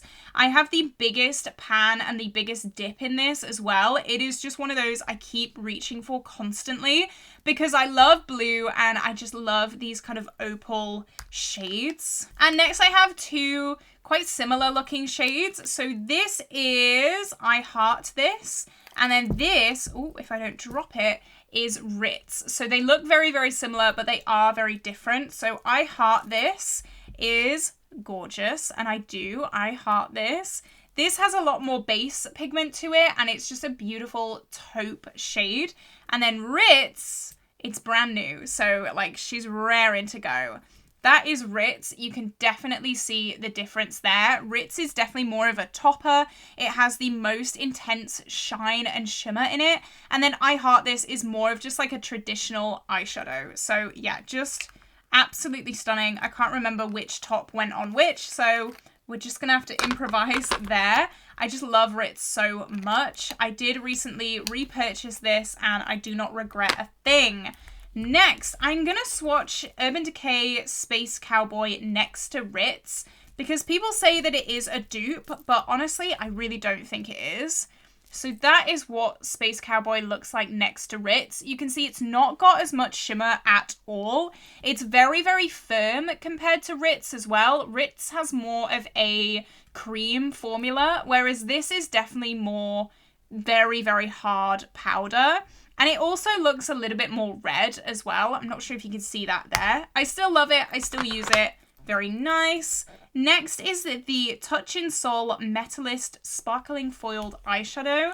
This is more of a warm tone shade. It's just a nice kind of pale gold. Oh, that is so stunning and reflective. I really need to use this with like Realgar and the shades that are in my Pan That palette. Next is this. This is the Lottie London shade. What shade is this? Golden Hour. And this literally looks like molten gold on your eyes. Like, look at that. Oh my gosh, look at this. I've been loving this recently. This has been in a Project 10 uses, and oh no, I've put the thing on the wrong way. Oh no, oh no. Yeah, it's been in, I think it's a Project 10 uses, and I've just been reaching for this constantly because like, how can I not? It is gorgeous. I got this in a glossy box like ages ago. It is so dirty. Yeah, I got it in a glossy box so long ago, and I'm so glad to be using it. And then this, my Mitchell Drip Drip. I'm not normally a lover of liquid shadows, but this is so beautiful. I'll just give it a little bit more. This is like a silvery, like PC topper shade, and it is just so gorgeous to go over like a neutral eye or maybe like a blue eye, some kind of cool toned eyeshadow look. It just gives a beautiful like wash of glitter over the top of it. It's just absolutely gorgeous. So all of these are my single potted eyeshadows, not much of a category. So I don't think I counted potted single eyeshadows in my last round of inventory. So we're just going to start with these. So I have 1, 2, 3, 4, 5, 6, 7, 8 here. So hopefully my next inventory series, I can build on this and go from there. Okay, so here we go. It's time for my single eyeshadows. This is a huge category. Do I need all these single eyeshadows? No, but I've just counted them all up. And right now, bear in mind I do have quite a lot sent to me in PR. I have 152 single eyeshadows, which is a lot. So in last April, I had 127. So we've gone up a lot. We've gone up quite a lot, which is not good. We've gone up 25 to be exact, which isn't like... It's not crazy. I have had 2 PR packages sent to me from the Pastel Roses, which is my favorite brand in the world. So I'm going to go through these. I'm not going to like swatch everything. I'm going to swatch what stands out to me. And yeah, we're just going to go through this. And then finally, after this, we're going to go through loose glitter. And then we're going to go through eyeliners. So I hope you are ready for this. Oh, we're on the home stretch, kind of. So let's start with the biggest boy here. So this is actually a multi-layer palette. I have 4 layers in here. So a lot of my singles are indie brand like duochrome shades, but also a lot of them are depotted shades from old eyeshadow palettes as well. So all of my J Star shadows are in here. I did buy the Revolution Maxi Reloaded Monster Mattes eyeshadow palette to put in here just to like beef out my matte collection a little bit. So I'm gonna just kind of very briefly go over this. I could go in depth and talk about all of these individually, but honestly, I would be here for hours, and I've already been filming for over an hour. So I'm just going to swatch what kind of takes my fancy. This is such a beautiful shade. I think this is Vixen. Yes, this is Vixen from the Pastel Roses. You're going to be seeing a lot of the Pastel Roses in this video, but this is what that one looks like. It is like a taupe with like a green flip in it. It is so unbelievably unique. Just look at that. And also I want to swatch this. This is a cream eyeshadow from Revolution. It is from the Revolution, I think it's like XX Revolution Exposed palette. And that is what that one looks like. So stunning, so pretty. I would like to have, in an ideal world, like a single eyeshadow palette for Pan That Palette, but I tried that this year and it just did not go down very well. So maybe I could make a companion palette to whatever I'm panning with singles and hopefully finish a few that way, because I do find that a lot of the time my single eyeshadows are quite neglected and I really don't want that. So this is my favorite little aisle, I guess, my favorite layer. These are blues, and you can see there are a few missing because they are in other palettes for different reasons. I want to swatch, oh, this is so stunning. This is Glass from KKW, and it's one of those super piecey shimmers, like super piecey, just topper kind of shades. I don't know how to describe it, but it is so stunning. That is definitely one of my favorites. And then this was sent to me recently in PR. It was so unbelievably smooth. It's one of those blue to purple duochromes, and that is Midnight Velvet from the Pastel Roses. So stunning. I'm going to try and stick to 2 per layer. This is my more pinky, purpley kind of layer, and again, a lot of the Pastel Roses, a lot of depotted shades. What do I want to swatch? I want to swatch this. That is the shade Dreamcatcher from the Pastel Roses. And it's one of those green to pinky mauve shades. Oh, just absolutely gorgeous. And let's swatch a matte, maybe like this one. This is kind of unique. So pigmented. Look at that. I think that's J Star. Yeah, that's not a fact from J Star. So yeah, you can see the problematic brands, they do get depotted and all of their branding goes away. Then I love this one as well. This little layer, it's like a tropical dream. I don't know. I think it's so fun. This is one of my favorite shades. This is the shade Food Videos, again from J Star. This does need some layering up, so I'm just gonna build it up a little bit, but that is what it looks like there. I just love a pop of yellow. I know I said this like 10 million years ago at the start of this video, but I love a pop of yellow with like any look, and this is like my go-to. And then let's swatch like one of these. So this is Apparition from MBA Cosmetics. Again, one of those brown to green duochromes. Definitely a lot more kind of subtle than Moonwalk that we just swatched, but really, really beautiful. I'm absolutely loving all of them. Then I have my purple palette here. This is again so beautiful, especially this row. I love my cool tone purples. So this is the shade Soul, which is just, oh, that was so smooth. This is one of my favorites. This is one of those blue to purple duochromes again. Just absolutely jaw-dropping. And then let's swatch Very Peri as well. I love the name of that. Like a super vibrant yellow with a periwinkle base.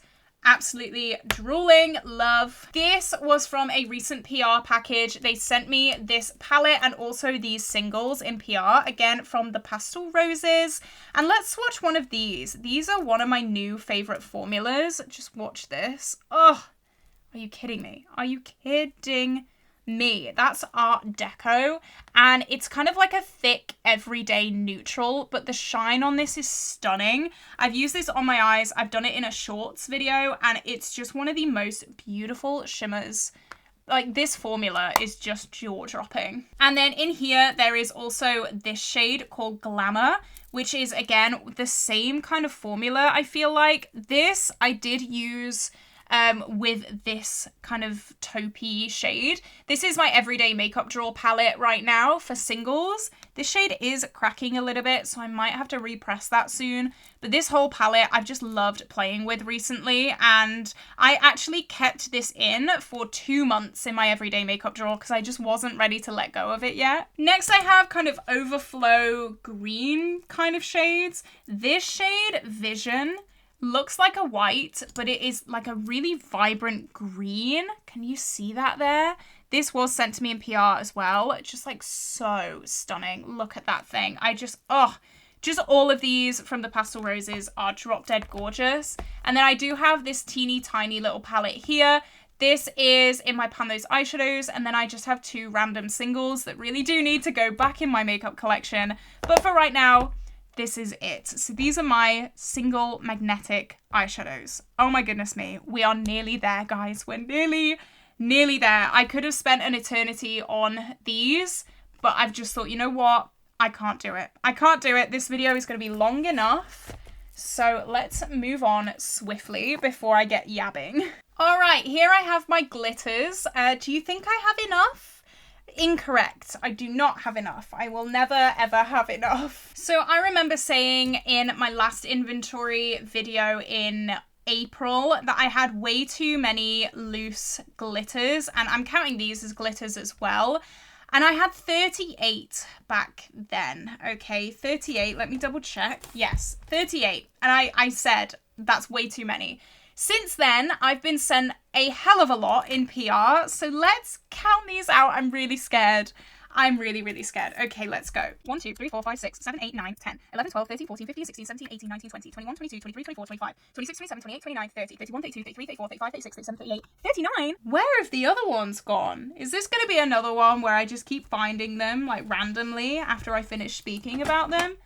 39. Oh, I think I know what I did. I think last month, and this is a massive reason why I'm doing this like more in-depth inventory, because I kept swapping products all the time. I think what I did last inventory is count the, count the potted single eyeshadows as these in this category. I don't know what I did. I can never remember, and that is why I want to do this kind of video to really remember what category I have everything in. So, okay, if we do 38 minus how many potted single eyeshadows did I have? I would have had 30 last time, and now I've got 39. So I've gone up 9, which is kind of what I expected. I'm not going to obviously swatch all of these because this is just crazy. Like this, I could never ever swatch them. However, I'm going to give a shout out to my favorites. So Night Skies from the Pastel Roses is like a blue to yellowy purple. Absolutely gorgeous. Where's Milky Way? See, I can spot it a mile off now. Milky Way, absolutely stunning over any eyeshadow look. It's one of those opalescent kind of sheer shades. This shade, Pastel Clouds, very similar to Night Skies, but without that yellowiness, as you can see there. Stunning. This is what I've been loving for like neutral eyeshadows. This is the shade Virgo, and it's got that taupe base, but it's got like a whole disco in here. It's crazy. It's got every single shade ever. It's one of those proper holographic shades. Technic, I've got a glitter from. I've got a Nabla glitter palette here. These three with names on them are from K Rose B, and this was an Instagram brand like eons ago. I don't know if they're still going. I don't think they are, but I've just got three really nice shades. So this is like an iridescent, I'm gonna regret this. Yeah, this is like an iridescent yellowy kind of shade. Then I've got a bright teal, and then this is just like a pure white. And I love all of them. They're all beautiful. They're all my babies. Then, of course, I have my collection Glam Crystals. I'm most likely going to be decluttering these at the end of the year, just because they're really, really old. These are more of like that glitter paste formula. Very not selling them there. But yeah, this is all my glitters. Absolutely wild. I know. Let's move swiftly on. All right, the final category. Oh my goodness me. This has been a long video. This is eyeliner. So in April, I had 13 eyeliners, and I'm trying my best to get all of these swatches off my arm, but I just look like the Tin Man now, which is nice. Not quite the style I was going for, but that's all right.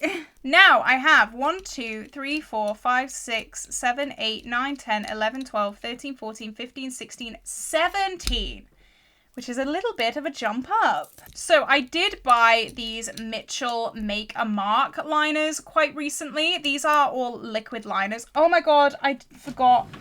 Guys, false alarm. I have 17, 18, 19. 19! It's gone up even more. Yep, 19. I forgot my cake liners. So the Made by Mitchell liners were recent purchases. I did do like a mini review of these. I really like the blue and the green. The yellow, I'm just not a fan of. This blue, I've got a swatch, is, okay, it didn't perform very well there. This is what I mean. They're so hit and miss. Hello? There we go. Once you get them going, they're really, really pretty, okay? I need to store them upside down because otherwise they are pretty tricky to work with. So that's 13, 14, 15, 16. Then I did buy these two. So Prance is a replacement because I just absolutely love Prance, and my original one dried out, and you can see that shade there. It's so stunning. And then while I was making a ColourPop order, I've really wanted a bright yellow waterliner, so I picked up Punch as well. Punch seems to be going a little bit dry already, which is interesting. Okay, so 13, 14, 15, 16, 17, 18. What else? What else did I bring in? I have no idea. Who knows at this point? Honestly, I have no clue. But that is why I really want to do this kind of video. I just want to actually know what category I'm putting everything in. All my other inventory videos, I feel like they've just been kind of guessing what category each thing belongs in. And now I have video footage of where everything is going, where I want everything to be. I'm just making sure I don't have anything else. I do have two mascaras. Let's just talk about these really quickly. Two mascaras. This one is my favorite, and then this one is a waterproof. I don't really want to get into that because, I mean, we've been here long enough. Here we are, the final episode in my inventory series. This is lip products, and I've got a fair few with me today. This is my whole lip product collection. I have lipsticks, lip glosses, and lip liners in front of me. We're going to go through all of them today and compare the numbers to April of this year. So we have got some ups and downs, which is amazing. I love having a flowing makeup collection. Let's jump into this. All right, so these are all of my lipstick products. Let's try and put them in a way that kind of makes sense. Here we go. So you can see I've got a lot of Colourpop, Tarte, NYX, Makeup Revolution, ABH, She Glam, Natasha Denona, and 3 from Beauty Bay. So I don't really understand why it took me so long to figure out, but I have a lipstick category and a lip gloss category, and I always used to find it really confusing what to put in where, especially with these kind of clicky, glossy kind of products. But what I'm going to do now, and what I can't believe I have not done before, is if it's in like a bullet, it's a lipstick. And then if it's got like a twist up dofer, then it's a lip gloss. I got so confused with this category system before. I don't understand why. So some of these numbers might be a little bit up in the air, but I am going to go and swatch all of my lipsticks for you guys today. So let's start with this. I'm going to go through the Colourpop Lippie Sticks first. This is the shade Lumiere. I did fall into the trap of buying the full Lip Vault collection, so that is what Lumiere looks like there. It's definitely a more cool tone mauvey pink kind of shade, but I really do enjoy it. These are getting a little bit old though. Next I have Slacker, which I am actually working on in a project pan. This is more of a everyday neutral pink shade, and I don't have that much left of it. That's all that I have left of Slacker, so I really hope that I can have that done very soon.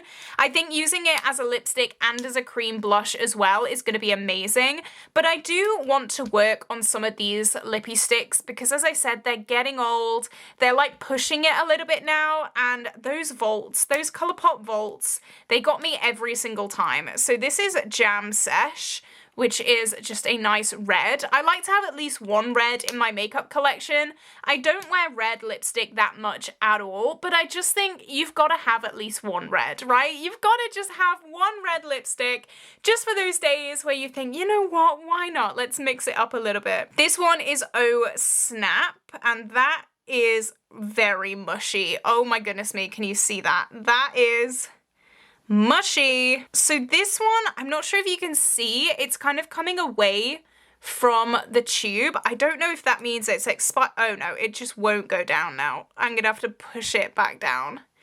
Okay, that's gonna be one that I really look at in my declutter. I love that color though. That's such a shame because that color's so beautiful. But if it's just come away from the actual twist up thing, then there's no point keeping that. This isn't a declutter today, this is just a collection video, but there will be a big end of the year declutter coming in December, so definitely stick around for that. Next I have Brink. So that is Brink there. A lot more warm tone, which is nice. Just a warm tone neutral brown. I've wanted to finish these Colourpop Lippie Sticks forever, but I've just never ever got round to it. Oh, Parker is also coming away from the tube, which is nice. This one feels a lot drier. Yeah, you can definitely tell from that swatch that is a lot drier.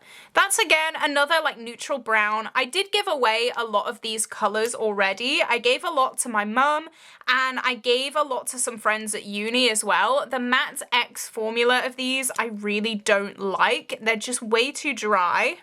So that is At Twilight, which is again another beautiful shade. I need to just use these more. I feel like I'm project panning so much that I just forget that these exist. And it's really sad because I really do like most of these shades. Like these last 4 shades are so pretty and like nude everyday shades. Why don't I use them? Because I'm so overwhelmed. That's why. So next I have my Tarte Maracuja Juicy Lip in the shade Strawberry. I'll swatch that there. That is a really lovely, just everyday pinky shade. I don't reach for pinks that often, but this is like a nice, just everyday, it's not in your face pink. It's still really nice. And I've been absolutely loving these like clicky stick pen products. Just like the rest of the internet, I've been obsessed and I just can't get enough of them. I absolutely hated the liquid lipstick trend that was going around a few years ago. And all I wanted was some nice lip glosses. And now I find that I'm in my element. So I do have the NYX one in link in bio. This is more of a brown shade, and it's a lot more sheer, and it's also not as glossy either. That's what that one looks like. They kind of look quite similar, actually. Even though they are very different shades, they're marketed as very different shades, they're still kind of similar. The Tarte one is definitely a lot more pink, but it's, I don't know, can you see what I mean? It's not that different, which is kind of crazy, but okay. Next again, I have another one of these clicky glossy sticks. This is a twist one. This is from Revolution. This is the shade Mocha Shine in the Pout Balm formula. Again, very, very similar to those other two. Love this though. I love like a nice brown lip. I don't know, there's something about it. Love it. So these are now just like normal lipsticks. I have Anastasia Praline. This is in the Satin Matte formula. I have tried the ABH Normal Matte Lipstick formula and I really, really don't like it. It is way too dry for my lips. I have very, very sensitive lips. So these Satin Matte Bullet lipsticks are so nice. That kind of reminds me of this gunky shade. So maybe I'll be more willing to let go of this gunky shade in my declutter because like that looks identical. I don't know.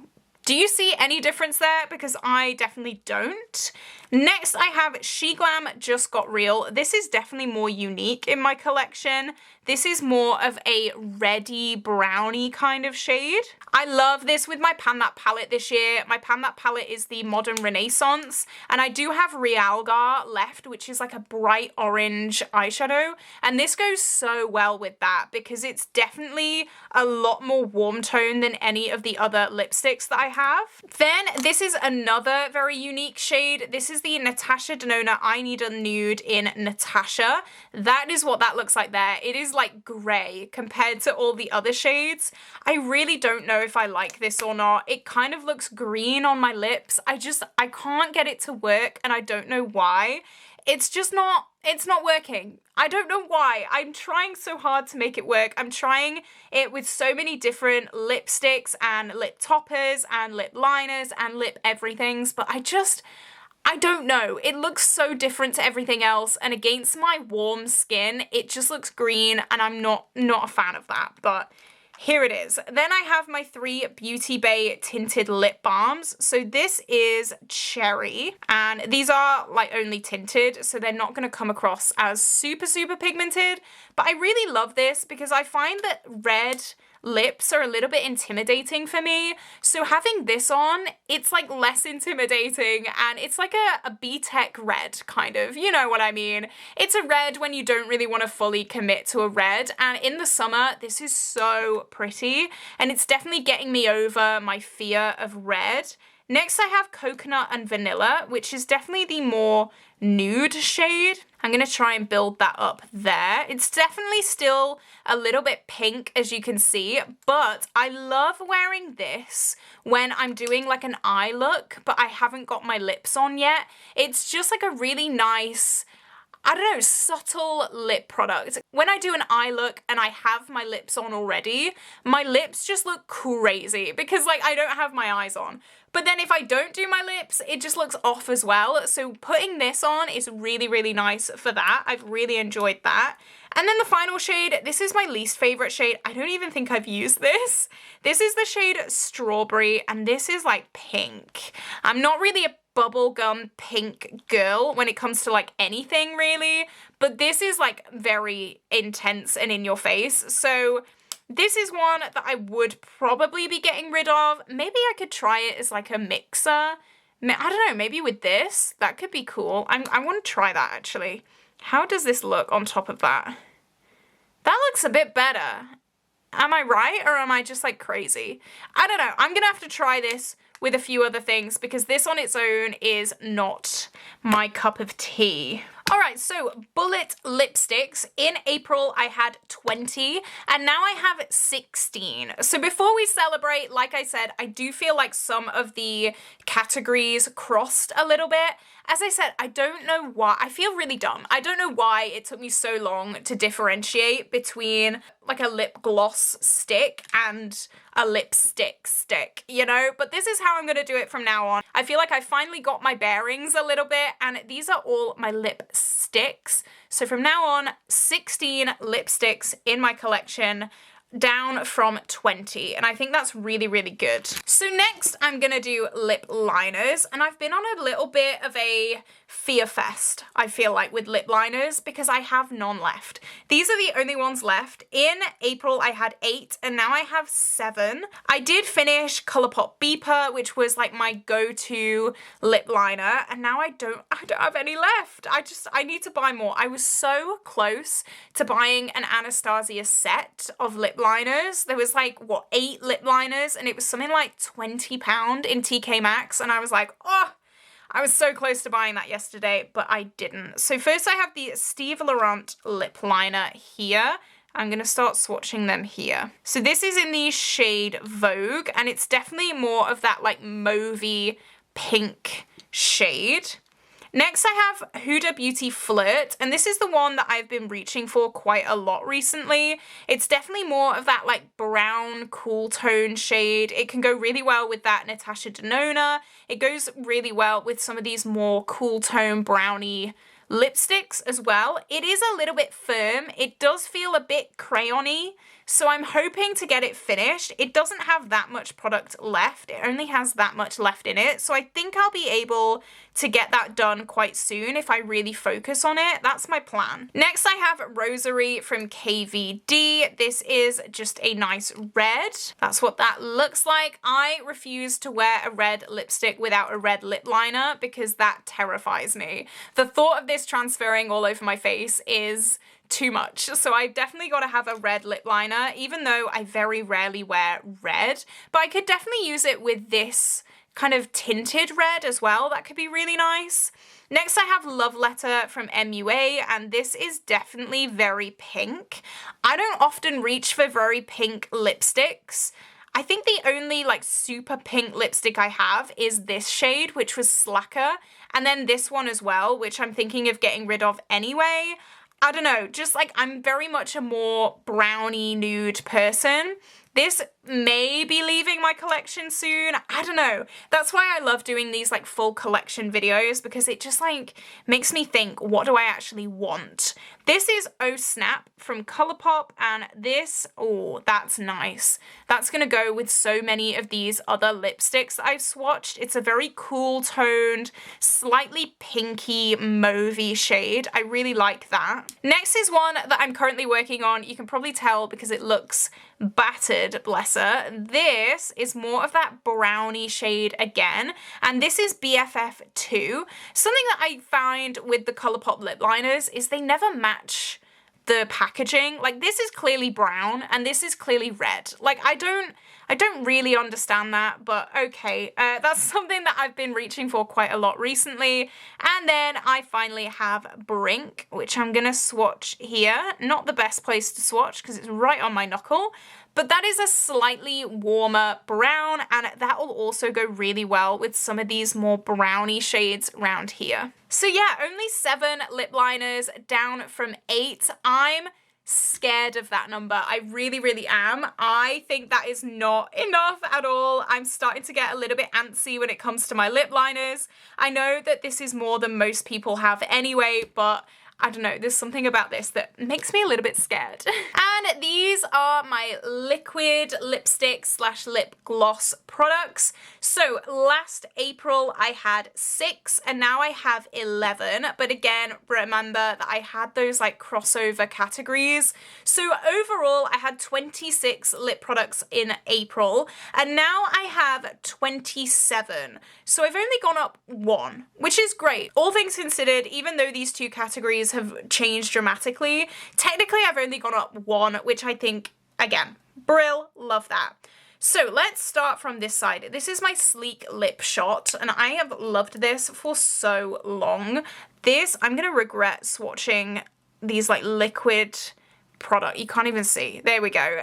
This is so stunning. This is like a bricky red, and this is a red that I like to wear when I don't want to wear a red, but I still want to wear something like seasonal, and this is beautiful.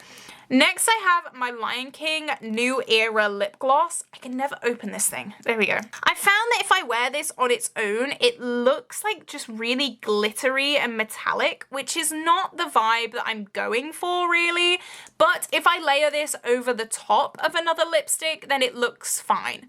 So I don't know. I don't know what's going on there, but it looks kind of milky on my arm. It does not look flattering on its own, but with something else, it looks fine. Next is the NYX Butter Gloss in Madeline. This is such a classic, and I love this so much. You can see that there. It is a slight brownie nude lipstick or lip gloss. And these colors are my bread and butter. I absolutely love those. Next is Anastasia Vintage, and this is more of a cool-toned mauvey gloss. I've actually finished up a full size of one of these, so I definitely know what it performs like, and I'm definitely eager to try and finish this again, just because it is getting quite old, and it's one of those shades that I was obsessed with earlier, and now I'm just like kind of falling off it a little bit, so I don't know. It's nice, I really do like it, but I want to finish it rather than declutter it. Next is Makeup Revolution or Revolution Pro, and this is the shade Become.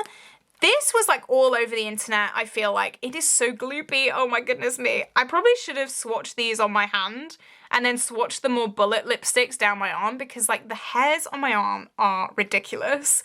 This is super pink though. That's the issue I have with this. I'm not a fan of like super, super pink lips. This is pink, like this is very pink. So this is something I'm gonna have to look into a little bit, I think. Next we have 3 Fenties. So the Fenty Beauty Cream in Fenty Glow. That's really stunning. You can see it's definitely more peach than pink compared to the other shade on my arm. And Fenty Glow is just such a classic shade. It smells amazing. They smell like vanilla. I just love the Fenty formula so much. Next, I have Pink Dragonfly from Fenty. I haven't used this much. Oh, but I need to. Look at that. It's just a really nice sheer pink gloss. Just so stunning. That is so gorgeous. Next, this is meant to be a clear gloss. It's gone a little bit milky. This is the Gloss Bomb Heat in Glass Slipper. I will swatch it for you, but it's just like a clear, there you go, clear gloss, slightly milky now, not by design, but because of how I use it. I know a lot of people put this on the back of their hand and then put it on their lips from the back of their hand, but honestly, I don't have time. I don't have time for that. It's fine. I just whack it on my lips, hope for the best. Next, this was one of my all-time favorite lip products. This is Huda Beauty Shiro. Oh, I need to wear that more. That is a stunning shade. It's like a perfect mix between a pink and a brown.